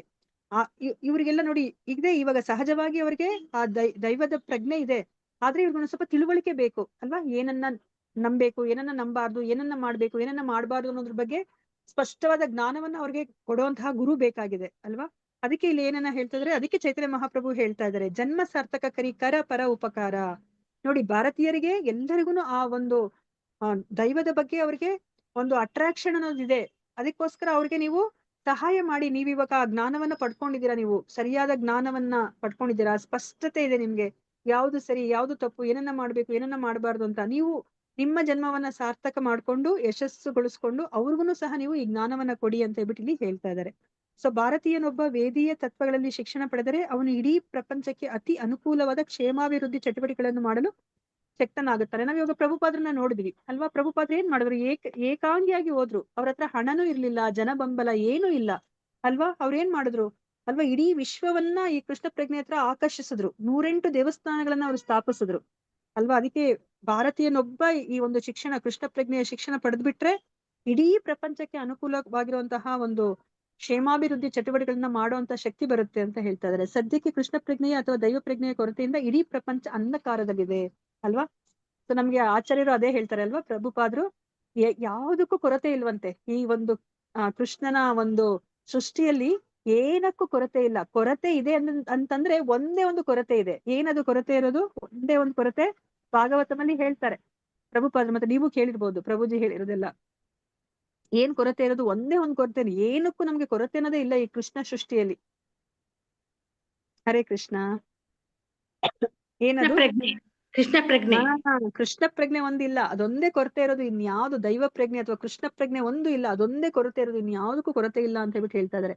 ಇದಿಲ್ದಲೇ ಇದ್ರೆ ನಾವ್ ಯಾವ ತರ ಇರ್ತೀವಿ? ಕೃಷ್ಣ ಪ್ರಜ್ಞೆ ಇಲ್ದಲೇ ಇದ್ರೆ ಕೃಷ್ಣ ಸೂರ್ಯ ಸಮ, ಮಾಯಾ ಅಂಧಕಾರ ಅಲ್ವಾ? ಕೃಷ್ಣ ಇಲ್ಲ ಅಂತಂದ್ರೆ ಅಲ್ಲಿ ಅಂಧಕಾರನೇ ಅಲ್ವಾ? ಅಲ್ಲದೆ ಪಾಪ ಜೀವನದ 4 ಪ್ರಮುಖ ಚಟುವಟಿಕೆಗಳಾದ ಮಾಂಸ ಸೇವನೆ, ಅನೈತಿಕ ಸಂಬಂಧ, ಜೂಜು ಮತ್ತು ಮಾದಕ ದ್ರವ್ಯ ಇವುಗಳಲ್ಲಿ ಮುಳುಗಿ ಹೋಗಿದೆ ಅಲ್ವಾ? ದೈವ ಪ್ರಜ್ಞೆ ಒಂದ್ ಕಡೆ ಇಲ್ಲ, ಹೋದ್ರೆ ಹೋಗ್ಲಿ ಆಯ್ತು. ದೈವ ಪ್ರಜ್ಞೆ ಬೇಡ ಅಂದ್ರೆ ಇಲ್ಲಿ ಯಾವ್ದ್ರಲ್ಲಿ ಮುಳುಗೋಗ್ಬಿಟ್ಟಿದೆ ಇಡೀ ಸಮಾಜ? ಅದು ಈ 4 ಪಾಪ ಮಾಡುವಂತಹ ಕಾರ್ಯಗಳು ಯಾವ್ದ್ಯಾವ್ದು? ಜೂಜಾಡೋದು, ಮಾಂಸ ತಿನ್ನೋದು, ಅನೈತಿಕ ಸಂಬಂಧ ಮತ್ತು ಮಾದಕ ದ್ರವ್ಯ, ಇದರಲ್ಲಿ ಮುಳುಗು ಹೋಗ್ಬಿಟ್ಟಿದೆ ಅಂತ ಹೇಳ್ತಾ ಇದ್ದಾರೆ. ಆದ್ದರಿಂದ ಈ ಪಾಪದ ಕೆಲಸ ಕಾರ್ಯದಲ್ಲಿ ತೊಡಗದಂತೆ ಜನರನ್ನು ಮಾಡುವುದಕ್ಕಾಗಿ ಹುರುಪಿನ ಪ್ರಚಾರದ ಅಗತ್ಯವಿದೆ ಅಲ್ವಾ? ಅದಕ್ಕೆ ಇದು 4 ಮಾಡ್ಕೂಡ್ದು ಅಂತ ಅವ್ರಿಗೆ ಅರ್ಥ ಮಾಡ್ಸೋದಕ್ಕೇನೆ ಈಗ ಎಷ್ಟೊಂದು ಜನಗಳು ಬೇಕು, ಕೃಷ್ಣ ಪ್ರಜ್ಞೆಲಿರುವಂತಹ ಜನಗಳು ಬೇಕು. ಅವರು ಹುರುಪಿನಿಂದ ಪ್ರಚಾರ ಮಾಡ್ಬೇಕು. ಇದು ಶಾಂತಿಯನ್ನು ಮತ್ತು ಏಳಿಗೆಯನ್ನು ತರುತ್ತದೆ. ದಗಾಕೋರರು, ಟಕ್ಕರು ಮತ್ತು ವಿಷಲಂಪಟರು ಸಹಜವಾಗಿ ಸಂಖ್ಯೆಯಲ್ಲಿ ಇಳಿಮುಖರಾಗುತ್ತಾರೆ ಮತ್ತು ಇಡೀ ಮಾನವ ಸಮಾಜ ದೈವ ಪ್ರಜ್ಞೆಯಾಗುತ್ತದೆ ಅಲ್ವಾ? ಇವಾಗ ನೋಡಿ, ಬೇರೆ ಏನು ಬೇಡ, ಎಕ್ಸಾಂಪಲ್ ಇವಾಗ ಮನೆಯಲ್ಲೇ ಆಗ್ಲಿ ಅಲ್ವಾ? ಇವಾಗ ನಾವು 10 ಜನ ಇದೀವಿ ಅಂದ್ರೆ ಅದ್ರಲ್ಲಿ ಒಬ್ಬರೇ ಒಬ್ರು ಕೃಷ್ಣ ಪ್ರಜ್ಞೆ ಇದ್ರೂ ಸಹ ಮನೆಯಲ್ಲಿ ಎಷ್ಟು ಬದಲಾವಣೆ ಆಗ್ಬಿಡುತ್ತೆ, ನಾವು ನೋಡಿದೀವಿ ಅಲ್ವಾ? ಎಷ್ಟೊಂದು ಶಾಂತಿ ನೆಲೆಸುತ್ತೆ ಅಲ್ವಾ? ಅಲ್ಲಿ ಏನೋ ಒಂದು ಜಗಳ ಆಗುವಂತಹ ವಾತಾವರಣ ಬಂದ್ರು ಸಹ ಅವ್ರೇನ್ ಮಾಡ್ತಾರೆ? ಸುಮ್ನೆ ಆಗ್ಬಿಡ್ತಾರೆ ಅಲ್ವಾ? ಸುಮ್ನೆ ಆಗ್ತಾರೆ. ಅಥವಾ ಬೇರೆಯವ್ರಿಗೆ ಅಂದ್ರೆ ಶಾಂತರಾಗ್ಲಿಕ್ಕೆ ಒಂದ್ ಸ್ವಲ್ಪ ಅವರು ಏನಾದ್ರೂ ಒಂದು ಸಲಹೆ ಸೂಚನೆಗಳನ್ನ ಕೊಡ್ತಾರೆ ಅಲ್ವಾ? ಅವಾಗ ಏನಾಗುತ್ತೆ ಅಲ್ಲಿ ಅದು ಆ ಒಂದು ಪರಿಸ್ಥಿತಿ ಬಿಗಡಾಯಿಸೋದಕ್ಕೆ ಹೋಗೋದಿಲ್ಲ ಅಲ್ವಾ? ನೋಡಿ, ಮನೆಯಲ್ಲೇ ಒಬ್ರಿದ್ರೇನೆ ಅಲ್ಲಿ ಎಷ್ಟು ಶಾಂತಿ ಅಂತಂದ್ರೆ, ಅದೇ ತರ 1/4 ಆಫ್ ದ ಪಾಪ್ಯುಲೇಷನ್ ಇವಾಗ ಕೃಷ್ಣ ಪ್ರಜ್ಞೆಗೆ ಬಂದ್ರೆ ಏನಾಗುತ್ತೆ? ಇಡೀ ವಿಶ್ವವೇ ಶಾಂತಿಯುತವಾಗುತ್ತೆ ಅಂತ ಇಲ್ಲಿ ಹೇಳ್ತಾ ಇದ್ದಾರೆ. ಇಡೀ ಪ್ರಪಂಚದಲ್ಲಿ ನಾವು ಹರಡುತ್ತಿರುವ ಕೃಷ್ಣ ಪ್ರಜ್ಞಾ ಆಂದೋಲನ ಕಾರ್ಯರೂಪಿ ಪರಿಣಾಮ ಹೇಗಿದೆ ಅಂದರೆ, ಅತಿ ಕೆಳದರ್ಜೆಯ ವಿಷಲಂಪಟರು ಸಹ ಎತ್ತರಕ್ಕೇರಿದ ಸನ್ಯಾಸಿಗಳಾಗುತ್ತಿದ್ದಾರೆ. ಇದು ಪ್ರಪಂಚಕ್ಕೆ ಬರೀ ಒಬ್ಬ ಭಾರತೀಯನ ನಮ್ರ ಸೇವೆ ಅಲ್ವಾ? ಯಾರು ಅನ್ಕೊಂಡಿರ್ಲಿಲ್ಲ ಅಲ್ವಾ? ಅವರ ಅಮೆರಿಕ ಗೌರ್ಮೆಂಟ್ಗೆ ತುಂಬಾ ಆಶ್ಚರ್ಯ ಆಗ್ಬಿಡುತ್ತೆ. ಇದೇನಿದು, ನಾವು ಈ ಹಿಪ್ಪಿಗಳನ್ನ ಕಂಟ್ರೋಲ್ ಅಲ್ಲಿ ಇಡ್ಲಿಕ್ಕೆ ಆಗ್ತಾ ಇಲ್ಲ. ಈಗ ಭಾರತೀಯ ಒಬ್ಬ ಬಂದು ಅವನು ಅವರನ್ನ ಎಷ್ಟು ಬದಲಾಯಿಸ್ಬಿಟ್ಟಿದ್ದಾರೆ. ಕೆಳದರ್ಜೆಯವ್ರನ್ನೆಲ್ಲ ಸನ್ಯಾಸಿಗಳಾಗೋ ತರ, ಇಡೀ ಜೀವನವನ್ನ ಈ ಕೃಷ್ಣನಿಗೋಸ್ಕರ ಮುಡುಪಾಗೋ ತರ ಬದಲಾಯಿಸ್ಬಿಟ್ಟಿದಾರಲ್ಲ ಅಂತ ಹೇಳ್ಬಿಟ್ಟು ಆ ಅಮೆರಿಕ ಗೌರ್ಮೆಂಟ್ಗೆನೆ ತುಂಬಾ ಆಶ್ಚರ್ಯ ಆಗುತ್ತೆ. ಅವರು ಪ್ರಭುಪಾದರನ್ನ ಅವರು ಶ್ಲಾಘಿಸ್ತಾರೆ ಅಲ್ವಾ? ಸೊ ಅದು ನಿಮ್ಮಿಂದ ಸಾಧ್ಯ ಆಗಿದೆ ಅಂತಂದ್ರೆ ಈ ತರ ಒಂದು ಕೊಡುಗೆಯನ್ನ ಕೊಡ್ಲಿಕ್ಕೆ ಭಾರತೀಯರಿಗೆ ಅಷ್ಟೇನೆ ಸಾಧ್ಯ. ಅದು ಅವರ ನಮ್ರ ಸೇವೆ ಅಂತ ಹೇಳ್ಬಿಟ್ಟು ಹೇಳ್ತಾ ಇದ್ದಾರೆ. ಈ ಚೈತನ್ಯ ಮಹಾಪ್ರಭು ಅವರು ಸಲಹೆ ನೀಡಿದ ಹಾಗೆ ಎಲ್ಲ ಭಾರತೀಯರು ಈ ದಾರಿ ಹಿಡಿದಿದ್ದರೆ ಭಾರತ ವಿಶ್ವಕ್ಕೆ ಅಪರೂಪದ ಕೊಡುಗೆಯೊಂದನ್ನು ನೀಡಿದಂತಾಗುತ್ತಿತ್ತು ಅಲ್ವಾ? ಈಗ ಒಬ್ಬರಷ್ಟೇನೆ ಹೋದ್ರು ಪ್ರಭುಪಾದ್ರು, ಇಷ್ಟೆಲ್ಲ ಬದಲಾವಣೆ ಮಾಡಿದ್ದಾರೆ. ಇನ್ನ ಭಾರತೀಯರು ಎಲ್ಲರೂ ಈ ಒಂದು ಚೈತನ್ಯ ಮಹಾಪ್ರಭುಗಳ ಈ ಒಂದು ಆಂದೋಲನದಲ್ಲಿ ಭಾಗವಹಿಸಿದ್ರೆ ಇನ್ನೆಂತಹ ವಿಶೇಷ ಕೊಡುಗೆ ಇಡೀ ವಿಶ್ವಕ್ಕೆ ಈ ಭಾರತ ಕೊಡ್ಬೋದಾಗಿತ್ತು ಅಲ್ವಾ? ನೋಡಿ, ಅದನ್ನ ಯೋಚನೆ ಮಾಡಿದ್ರೆ ನಮ್ಗೆ ಈ ಇಡೀ ವಿಶ್ವವೇ ವೈಕುಂಠ ಆಗ್ಬಿಡುತ್ತೆ ಅಲ್ವಾ? ನಾವು ಯೋಚನೆ ಮಾಡಿದ್ರೆ. ಹಾಗಿದ್ದರೆ ಭಾರತ ಸುಪ್ರಸಿದ್ಧವಾಗಿರುತ್ತಿತ್ತು. ಆದರೆ ಹೇಗೋ ಏನೋ ಭಾರತ ಒಂದು ಬಡತನದ ಪೀಡಿತ ದೇಶ ಎಂದು ಕುಪ್ರಸಿದ್ಧವಾಗಿ ಬಿಟ್ಟಿದೆ. ಮತ್ತು ಯಾವಾಗಲಾದ್ರೂ ಯಾರೊಬ್ಬರಾದ್ರೂ ಅಮೆರಿಕದಿಂದಲೂ ಅಥವಾ ಬೇರೊಂದು ಶ್ರೀಮಂತ ದೇಶದಿಂದಲೂ ಭಾರತಕ್ಕೆ ಬಂದಾಗ 2 ಹೊತ್ತಿನ ಊಟಕ್ಕೂ ಗತಿಯಿಲ್ಲದ ರಸ್ತೆ ಬದಿ ಫುಟ್ಪಾತ್ಗಳಲ್ಲಿ ಬಿದ್ದಿರುವವರನ್ನು ಪ್ರವಾಸಿಗರು ನೋಡುತ್ತಾರೆ. ಇಂತಹ ಬಡ ಪೀಡಿತರಿಗೆ ಒಳಿತು ಮಾಡುವ ಕೆಲಸಗಳಿಗೆ ಎಂದು ಪ್ರಪಂಚದ ಎಲ್ಲ ಭಾಗಗಳಿಂದಲೂ ಅನೇಕ ಸಂಘ ಸಂಸ್ಥೆಗಳು ಸೇವಾ ಕಾರ್ಯದ ಹೆಸರಲ್ಲಿ ಹಣವನ್ನು ವಸೂಲು ಮಾಡುತ್ತವೆ. ಆದರೆ ಅವನ್ನೆಲ್ಲ ತಮ್ಮ ಸುಖ ಸಂತೋಷಗಳಿಗಾಗಿಯೇ ಈ ಜನ ಖರ್ಚು ಮಾಡುತ್ತಿದ್ದಾರೆ. ನೋಡಿ, ಏನನ್ನ ಹೇಳ್ತಾ ಇದಾರೆ?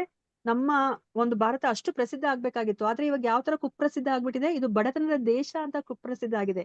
ಮತ್ತೆ ಫಾರಿನರ್ಸ್ ಇಲ್ಲಿಗೆ ಭಾರತಕ್ಕೆ ಬಂದಾಗ ಎಂತಹ ಒಂದು ದೃಶ್ಯವನ್ನ ನೋಡ್ತಾರೆ ಅಂತಂದ್ರೆ, ಬೀದಿಯಲ್ಲಿ ಹೊಟ್ಟೆಗಿಲ್ತಲೇ ಅವರು ಬಿದ್ದಿರ್ತಾರೆ. ಅಂತಹ ಜನರನ್ನ ಅವ್ರು ನೋಡ್ತಾರೆ, ಅಂತಹ ದೃಶ್ಯವನ್ನ ನೋಡ್ತಾರೆ. ಅವಾಗ ಅವ್ರೇನ್ ಮಾಡ್ತಾರೆ? ಈ ಭಾರತದಲ್ಲಿ ಇಂತಹ ಒಂದು ಪರಿಸ್ಥಿತಿ ಇದೆ ಅಂತ ಹೇಳ್ಬಿಟ್ಟು ಅವರು ಬೇರೆ ಅಂದ್ರೆ ಶ್ರೀಮಂತ ದೇಶಗಳಿಂದ ಅವರು ಹಣವನ್ನ ಅವರು ವಸೂಲಿ ಮಾಡ್ತಾರೆ. ವಸೂಲಿ ಮಾಡಿ ಅದು ಅವರ ಒಂದು ಸ್ವಪ್ರಯೋಜಕ್ಕೆ ಅವರು ಬಳಸ್ಕೊತಾ ಇದ್ದಾರೆ ಅಲ್ವಾ. ಇಂತಹ ಒಂದು ಸ್ಥಿತಿ ಆಗ್ಬಿಟ್ಟಿದೆ ಭಾರತಕ್ಕೆ ಅಂತ ಹೇಳ್ಬಿಟ್ಟು ಇಲ್ಲಿ ಪ್ರಭುಪಾದರು ತುಂಬಾ ನೊಂದ್ಕೊಂಡು ಬರಿತಾ ಇದ್ದಾರೆ. ಅವರು ಎಂತಹ ಪ್ರಸಿದ್ಧಿಯನ್ನ ಪಡಿಬೇಕಾಗಿತ್ತು, ಆದ್ರೆ ಕುಪ್ರಸಿದ್ಧಿಯನ್ನ ಪಡೆದಿದೆ ಅಂತ ಹೇಳ್ಬಿಟ್ಟು. ಆದ್ರೆ ಅವನ್ನೆಲ್ಲ ಆಗ ಈಗ ಶ್ರೀ ಚೈತನ್ಯ ಮಹಾಪ್ರಭು ಅವರ ಆಜ್ಞೆಯಂತೆ ಕೃಷ್ಣ ಪ್ರಜ್ಞಾ ಆಂದೋಲನ ಪ್ರಾರಂಭವಾಗಿದೆ. ಜನರೆಲ್ಲ ಈ ಆಂದೋಲನದಿಂದ ಪ್ರಯೋಜನ ಪಡೆಯುತ್ತಿದ್ದಾರೆ.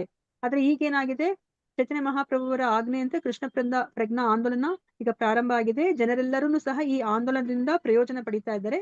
ಆದ್ದರಿಂದ ಇದೀಗ ಭಾರತದ ಪ್ರಮುಖ ವ್ಯಕ್ತಿಗಳ ಕರ್ತವ್ಯ ಇದಾಗಿದ್ದು ಅವರೆಲ್ಲ ಈ ಆಂದೋಲನದ ಪ್ರಾಮುಖ್ಯವನ್ನ ಗುರುತಿಸಿ ಸಾಧ್ಯವಾದಷ್ಟು ಭಾರತೀಯರನ್ನು ಈ ಮಾರ್ಗದಲ್ಲಿ ತರಬೇಕು. ಈಗ ಇದು ಸ್ಟಾರ್ಟ್ ಆಗಿದೆ ಪ್ರಭುಪಾದರಿಂದ ಅಲ್ವಾ. 500 ವರ್ಷದ ಹಿಂದೆ ಚೈತನ್ಯ ಮಹಾಪ್ರಭುಗಳು ಶುರು ಮಾಡಿದ್ರು ಅಲ್ವಾ. ಆದ್ರೆ ಈಗ ಅದು ಪ್ರಭುಪಾದರಿಂದ ಅದು ಚಾಲ್ತಿಯಲ್ಲಿ ಇದೆ, ಈಗ ಪ್ರಾರಂಭ ಆಗಿದೆ. ಅದಕ್ಕೋಸ್ಕರ ಹೆಚ್ಚು ಹೆಚ್ಚು ಭಾರತೀಯರು ಈ ಒಂದು ಕೃಷ್ಣ ಪ್ರಜ್ಞಾ ಆಂದೋಲನಕ್ಕೆ ಬಂದು ಅವರು ಅದರಲ್ಲಿ ಅದನ್ನ ತಮ್ಮ ಜೀವನದಲ್ಲಿ ಅಳವಡಿಸ್ಕೊಂಡು ಆಮೇಲೆ ಅದನ್ನ ಎಲ್ಲರಿಗೂ ಪ್ರಚಾರ ಮಾಡ್ಬೇಕು ಅಂತ ಹೇಳ್ಬಿಟ್ಟು ಇಲ್ಲಿ ಹೇಳ್ತಾ ಇದ್ದಾರೆ. ಮತ್ತೆ ಅವರು ಭಾರತದಲ್ಲೇ ಮಾತ್ರನೇ ಅಲ್ಲ, ಅವರು ಇಡೀ ಅಂದ್ರೆ ಪ್ರಪಂಚದಾದ್ಯಂತ ಬೇರೆ ಪರದೇಶಗಳಿಗೂ ಹೋಗಿ ಅವರು ಅದನ್ನ ಪ್ರಚಾರ ಮಾಡ್ಬೇಕಾಗತ್ತೆ. ಸೊ ಈ ತರ ಮಾಡಿದ್ರೆ ಏನಾಗುತ್ತೆ, ಚೈತನ್ಯ ಮಹಾಪ್ರಭು ಅವರ ಜೀವನದ ಧ್ಯೇಯ ಹೀಗೆ ಪೂರೈಸಿದಂತಾಗುತ್ತದೆ. ಶ್ರೀ ಚೈತನ್ಯ ಮಹಾಪ್ರಭು ಅವರನ್ನು ಮುಂದೆ ಇಡೀ ಪ್ರಪಂಚದಲ್ಲಿ ಪ್ರಸಿದ್ಧಿಗೊಳಿಸಿದಂತಾಗುತ್ತದೆ. ನಾವ್ ಈ ತರ ಮಾಡಿದ್ರೆ ಏನಾಗುತ್ತೆ, ನಾವು ಅಂದ್ರೆ ಚೈತನ್ಯ ಮಹಾಪ್ರಭುಗಳ ಉದ್ದೇಶ ಏನಿತ್ತು ಅದನ್ನ ನಾವು ಪೂರೈಸಿದಂಗಾಗುತ್ತೆ. ಮತ್ತೆ ಚೈತನ್ಯ ಮಹಾಪ್ರಭುಗಳ ಆ ಒಂದು ಅವರ ಖ್ಯಾತಿಯನ್ನ ಇಡೀ ಪ್ರಪಂಚದಾದ್ಯಂತ ನಾವು ಹರಡ್ದಂಗಾಗತ್ತೆ. ಜನ ಸಹಜವಾಗಿ ಸಂತೋಷದಿಂದ ಶಾಂತಿಯಿಂದ ಏಳಿಗೆಯಿಂದ ಇರುತ್ತಾರೆ ಅಲ್ವಾ. ಕೃಷ್ಣ ಪ್ರಜ್ಞೆಗೆ ಬಂದ್ರೆ ನಾವೇನೋ ಒಂದು ಹೊರಗಡೆಯಿಂದ ಒಂದು ಹಣ ಕೊಟ್ಟು ಯಾವ್ದೋ ಒಂದು ವಸ್ತುವನ್ನ ಖರೀದಿಸಿ ತಗೊಂಡ್ ಬಂದು ಸಂತೋಷ ಪಡೋದೇನ್ ಬೇಕಾಗಿಲ್ಲ ಅಲ್ವಾ. ಜನರೆಲ್ಲರೂ ಸಹ ಅವರು ಭಗವಂತ ಇಟ್ಟಿರುವಂತಹ ಒಂದು ಸ್ಥಾನದಲ್ಲೇ ಸ್ಥಿತಿಯಲ್ಲಿ ಅವರು ಸಂತೋಷವಾಗಿ ಇರ್ತಾರೆ ಅಲ್ವಾ. ಎಲ್ಲರ ಮಧ್ಯೆಯಲ್ಲಿ ಮನೆಗಳಲ್ಲಿ ಅಲ್ವಾ, ಎಲ್ಲ ಸಮಾಜದಲ್ಲಿ ದೇಶದಲ್ಲಿ ಎಲ್ಲ ಕಡೆ ಸಂತೋಷ ಅನ್ನೋದು, ಆ ಶಾಂತಿ ಅನ್ನೋದು ನೆಲೆಸುತ್ತೆ. ಪರಮಪುರುಷ ಕೃಷ್ಣನನ್ನು ಓಕೆ ಬರೀ ಈ ಜನ್ಮದಲ್ಲಿ ಮಾತ್ರವಲ್ಲ ಮುಂದಿನ ಜನ್ಮದಲ್ಲೂ ಸಹ, ಬರೀ ಈ ಜನ್ಮದಲ್ಲಿ ಮಾತ್ರ ಅಲ್ಲ ಮುಂದಿನ ಜನ್ಮದಲ್ಲೂ ಸಹ ಅಲ್ವಾ. ಸ್ವಲ್ಪ ಮೊಪ್ಯಸ ಧರ್ಮಸ್ಯ ತ್ರಾಯತೋ ಮಹತೋ ಭಯಾತ್ ಅಲ್ವಾ. ನಮ್ಗೇನ್ ಹೇಳಿದ್ದಾರೆ, ಸ್ವಲ್ಪ ಭಕ್ತಿ ಮಾಡಿದ್ರು ಸಹ ನಾವು ಕೆಳಗಿನ ಯೋನಿಗಳಲ್ಲಿ ನಾವು ಹುಟ್ಟೋದಿಲ್ಲ ಅಲ್ವಾ. ಈ ಜನ್ಮದಲ್ಲಿ ಒಂದೇ ಅಲ್ಲ ಮುಂದಿನ ಜನ್ಮದಲ್ಲೂ ಸಹ ನಮ್ಗೆ ಶಾಂತಿ ಸಿಗುತ್ತೆ, ನಮ್ಗೆ ಮನುಷ್ಯ ಜನ್ಮ ಸಿಗುತ್ತೆ. ಭಕ್ತಿಯನ್ನ ಮಾಡಿ ನಾವು ಭಗವಂತನ ಬಳಿಗೆ ಹೋಗ್ಲಿಕ್ಕೆ ಭಗವಂತ ಇನ್ನೊಂದು ಅವಕಾಶವನ್ನ ಕೊಡ್ತಾನೆ, ಸೆಕೆಂಡ್ ಚಾನ್ಸ್ ನಮ್ಗೆ ಸಿಗುತ್ತೆ ಅಲ್ವಾ. ಭಗವದ್ಗೀತೆಯಲ್ಲಿ ಹೇಳಿದಂತೆ ದೇವೋತ್ತಮ ಪರಮಪುರುಷ ಕೃಷ್ಣನನ್ನು ಅರ್ಥ ಮಾಡಿಕೊಳ್ಳುವ ಯಾರಾದರೂ ಬಹಳ ಸುಲಭವಾಗಿ ಮೋಕ್ಷ ಪಡೆಯುತ್ತಾರೆ ಅಥವಾ ಪುನಃ ಜನನ ಮರಣಗಳಿಂದ ಬಿಡುಗಡೆ ಹೊಂದುತ್ತಾರೆ. ಮರಳಿ ಭಗವದ್ ದೇವೋತ್ತಮ ಪರಮಪುರುಷನತ್ತ ಹೋಗುತ್ತಾರೆ ಅಲ್ವಾ. ನಮ್ಗೇನ್ ಹೇಳಿದರೆ, ಜನ್ಮ ಕರ್ಮ ಚ ಮೇ ದಿವ್ಯಂ ಏವಂ ಯೋ ವೇತಿ ತತ್ವತಃ ತ್ಯಕ್ತ್ವಾ ದೇಹಂ ಪುನರ್ಜನ್ಮ ನೈತಿ ಮಾಮೇತಿ ಸೋರ್ಜುನ ಅಲ್ವಾ. ನಾವು ಭಗವಂತನ ಜನ್ಮ ಕರ್ಮಗಳ ಬಗ್ಗೆ, ಅದು ದಿವ್ಯವಾದದ್ದು, ಅದರ ಬಗ್ಗೆ ನಾವು ತತ್ವತಃ ಅದು ಹೇಗಿದೆಯೋ ಹಾಗೆ ನಾವು ತಿಳ್ಕೊಂಡ್ಬಿಟ್ರೆ ನಮ್ಗೆ ಪುನರ್ಜನ್ಮ ಇಲ್ಲ ಅಲ್ವಾ. ಮತ್ತೆ ನಮ್ಗೆ ಮರಳಿ ನಾವು ಈ ಭೌತಿಕ ಪ್ರಪಂಚಕ್ಕೆ ಬರೋ ಹಾಗಿಲ್ಲ ಅಲ್ವಾ. ಪುನರ್ಜನ್ಮನ ವಿದ್ಯತೆ, ನಮ್ಗೆ ಪುನರ್ಜನ್ಮ ಅನ್ನೋದು ಇಲ್ಲ ಅಂತ ಹೇಳಿದ್ದಾರೆ. ಸೊ ಆದ್ರಿಂದ ಚೈತನ್ಯ ಮಹಾಪ್ರಭು ಅವರು ಪ್ರತಿಯೊಬ್ಬ ಭಾರತೀಯರನ್ನು ವಿನಾಶದ ಗೊಂದಲದಿಂದ ಪ್ರಪಂಚನ ಉಳಿಸಲು ತಮ್ಮ ಪಂಥದ ಪ್ರಚಾರಕನಾಗುವಂತೆ ಕೋರುತ್ತಾರೆ. ಅದಕ್ಕೆ ನೋಡಿ ಎಷ್ಟು ಸುಲಭವಾದ ಮಾರ್ಗ ಇದೆ ಅಲ್ವಾ, ಹರಿನಾಮ ಹೇಳ್ಕೊಳೋದು ಅಷ್ಟೇನೆ. ಅದಕ್ಕೆ ವಿನಾಶದತ್ತ ಹೋಗೋದನ್ನ ತಡಿಲಿಕ್ಕೆ ಅವ್ರೇನು ಹೇಳ್ತಾ ಇದಾರೆ, ನೀವು ಈ ಕೃಷ್ಣ ಪ್ರಜ್ಞಾ ಆಂದೋಲನದ ಒಂದು ಪ್ರಚಾರಕರಾಗಿ ಅಂತ ಹೇಳ್ಬಿಟ್ಟು ನಮ್ಗೆ ಇಲ್ಲಿ ಕರೆಯನ್ನ ಕೊಡ್ತಾ ಇದ್ದಾರೆ. ಇದು ಬರೀ ಭಾರತೀಯರ ಕರ್ತವ್ಯ ಮಾತ್ರವಲ್ಲ, ಎಲ್ಲರ ಕರ್ತವ್ಯವೂ ಆಗಿದೆ. ನಮಗೆ ತುಂಬಾ ಸಂತೋಷದ ವಿಷಯವೇನೆಂದರೆ ಅಮೆರಿಕನ್ ಮತ್ತು ಯುರೋಪಿಯನ್ ಯುವಕ ಯುವತಿಯರು ಗಂಭೀರವಾಗಿ ಈ ಆಂದೋಲನದಲ್ಲಿ ಸಹಕರಿಸುತ್ತಿರುವುದು. ಪ್ರತಿಯೊಬ್ಬರೂ ಖಚಿತವಾಗಿ ತಿಳಿದುಕೊಳ್ಳಬೇಕಾದದ್ದೇನೆಂದರೆ ಮಾನವ ಸಂಕುಲಕ್ಕೆ ಮಾಡುವ ಅತ್ಯುತ್ತಮ ಜನಹಿತ ಕೆಲಸವೆಂದರೆ ಮನುಷ್ಯನಲ್ಲಿರುವ ದೈವ ಪ್ರಜ್ಞೆಯನ್ನ ಎಚ್ಚರಗೊಳಿಸುವುದು ಅಲ್ವಾ. ಪ್ರಭುಪಾದರಿಗೆ ತುಂಬಾ ಖುಷಿಯಾಗಿದೆ ಅಲ್ವಾ. ಅಮೆರಿಕನ್ ಅವರು ಮತ್ತೆ ಯುರೋಪಿಯನ್ ಅವರು ಅವರೆಲ್ಲರೂ ಸಹ, ಅದು ಯುವಕ ಯುವತಿಯರು ಅಲ್ವಾ. ಯುವಕ ಯುವತಿಯರು ಅಂತಂದ್ರೆ ಅವ್ರಿಗೆ ಈ ಒಂದು ಭೌತಿಕ ಪ್ರಪಂಚದಲ್ಲಿ ಎಷ್ಟು ಅವ್ರಿಗೆ ಅಟ್ರಾಕ್ಷನ್ಸ್ ಇದೆ, ಅವ್ರ ಇಂದ್ರಿಯ ಸುಖವನ್ನ ಅನುಭವಿಸ್ಲಿಕ್ಕೆ. ಆದ್ರೆ ಅಂತವ್ರು ಈ ಒಂದು ಕೃಷ್ಣ ಪ್ರಜ್ಞಾ ಆಂದೋಲನದಲ್ಲಿ ಭಾಗವಹಿಸ್ತಾ ಇದ್ದಾರೆ. ಅದು ಪ್ರಭುಪಾದರಿಗೆ ತುಂಬಾ ಸಂತೋಷ ಆಗ್ತಾ ಇದೆ ಅಲ್ವಾ. ಇವರು ಮತ್ತೆ ನಾವು ಏನಾದ್ರೂ ಒಂದು ಒಬ್ರಿಗೆ ಸಹಾಯ ಮಾಡ್ಬೇಕು, ಅದು ಪರಿಪೂರ್ಣವಾದ ಸಹಾಯ ಅಂತಂದ್ರೆ ಏನೋ ಒಂದು ಅವ್ರಿಗೆ ಅಂದ್ರೆ ಹಣ ಕೊಡೋದು, ಆಸ್ತಿ ಕೊಡೋದು, ಮನೆ ಕಟ್ಕೊಡೋದು ಅಲ್ಲ ಅಲ್ವಾ. ಅವ್ರನ್ನ ನಾವು ದೈವ ಪ್ರಜ್ಞೆಗೆ ತಗೊಂಡ್ಬರೋದು, ಅದು ಅಲ್ಟಿಮೇಟ್ ಸಹಾಯ. ನಾವ್ ಯಾರಿಗಾದ್ರೂ ಒಬ್ರಿಗೆ ಸಹಾಯ ಮಾಡ್ಬೇಕು ಅಂತಂದ್ರೆ ದೈವ ಪ್ರಜ್ಞೆನ ಎಚ್ಚರಗೊಳಿಸೋದು. ಆದ್ದರಿಂದ ಪ್ರತಿಯೊಬ್ಬರು ಈ ಮಹಾನ್ ಆಂದೋಲನಕ್ಕೆ ಸಹಾಯ ಮಾಡ್ಬೇಕು ಅಂತ ಹೇಳ್ಬಿಟ್ಟು ಹೇಳ್ತಾ ಇದ್ದಾರೆ. ಮತ್ತೆ ಇಲ್ಲಿ ನಮ್ಗೆ ಭಗವದ್ಗೀತೆದು ಶ್ಲೋಕ ಇಲ್ಲಿ ಹೇಳ್ತಾ ಇದ್ದಾರೆ. ಸೊ ಈ ಭಗವದ್ಗೀತೆ ಶ್ಲೋಕವನ್ನು ಹೇಳ್ಬಿಟ್ಟು ಮುಗಿಸ್ತೀನಿ. ಇಲ್ಲಿ ಏನನ್ನ ಹೇಳ್ತಾ ಇದ್ದಾರೆ,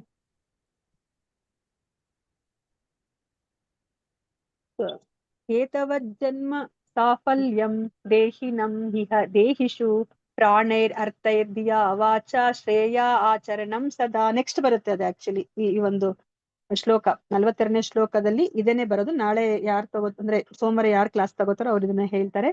ಅಂದ್ರೆ ಇಲ್ಲಿ ಏನನ್ನ ಹೇಳ್ತಾ ಇದಾರೆ, ಸೊ ತನ್ನ ಬದುಕು, ಐಶ್ವರ್ಯ, ಬುದ್ಧಿಶಕ್ತಿ ಮತ್ತು ಮಾತುಗಳಿಂದ ಇತರರ ಕ್ಷೇಮಾಭಿವೃದ್ಧಿ ಕೆಲಸಗಳಲ್ಲಿ ತೊಡಗುವುದು ಪ್ರತಿಯೊಬ್ಬ ಜೀವಿಯ ಕರ್ತವ್ಯ. ಭಗವಂತ ಏನಾದ್ರು ಅವ್ರಿಗೆ ಐಶ್ವರ್ಯ, ಬುದ್ಧಿ ಮತ್ತೆ ಒಳ್ಳೆ ಮಾತುಗಾರಿಕೆ ಇದೆಲ್ಲ ಕೊಟ್ಟಿದ್ರೆ ಅವ್ರು ಏನನ್ನ ಮಾಡ್ಬೇಕು, ಬರೀ ಅವರ ಇಂದ್ರಿಯ ಸುಖವನ್ನೊಂದೇ ನೋಡ್ಕೊಳೋದಲ್ಲ.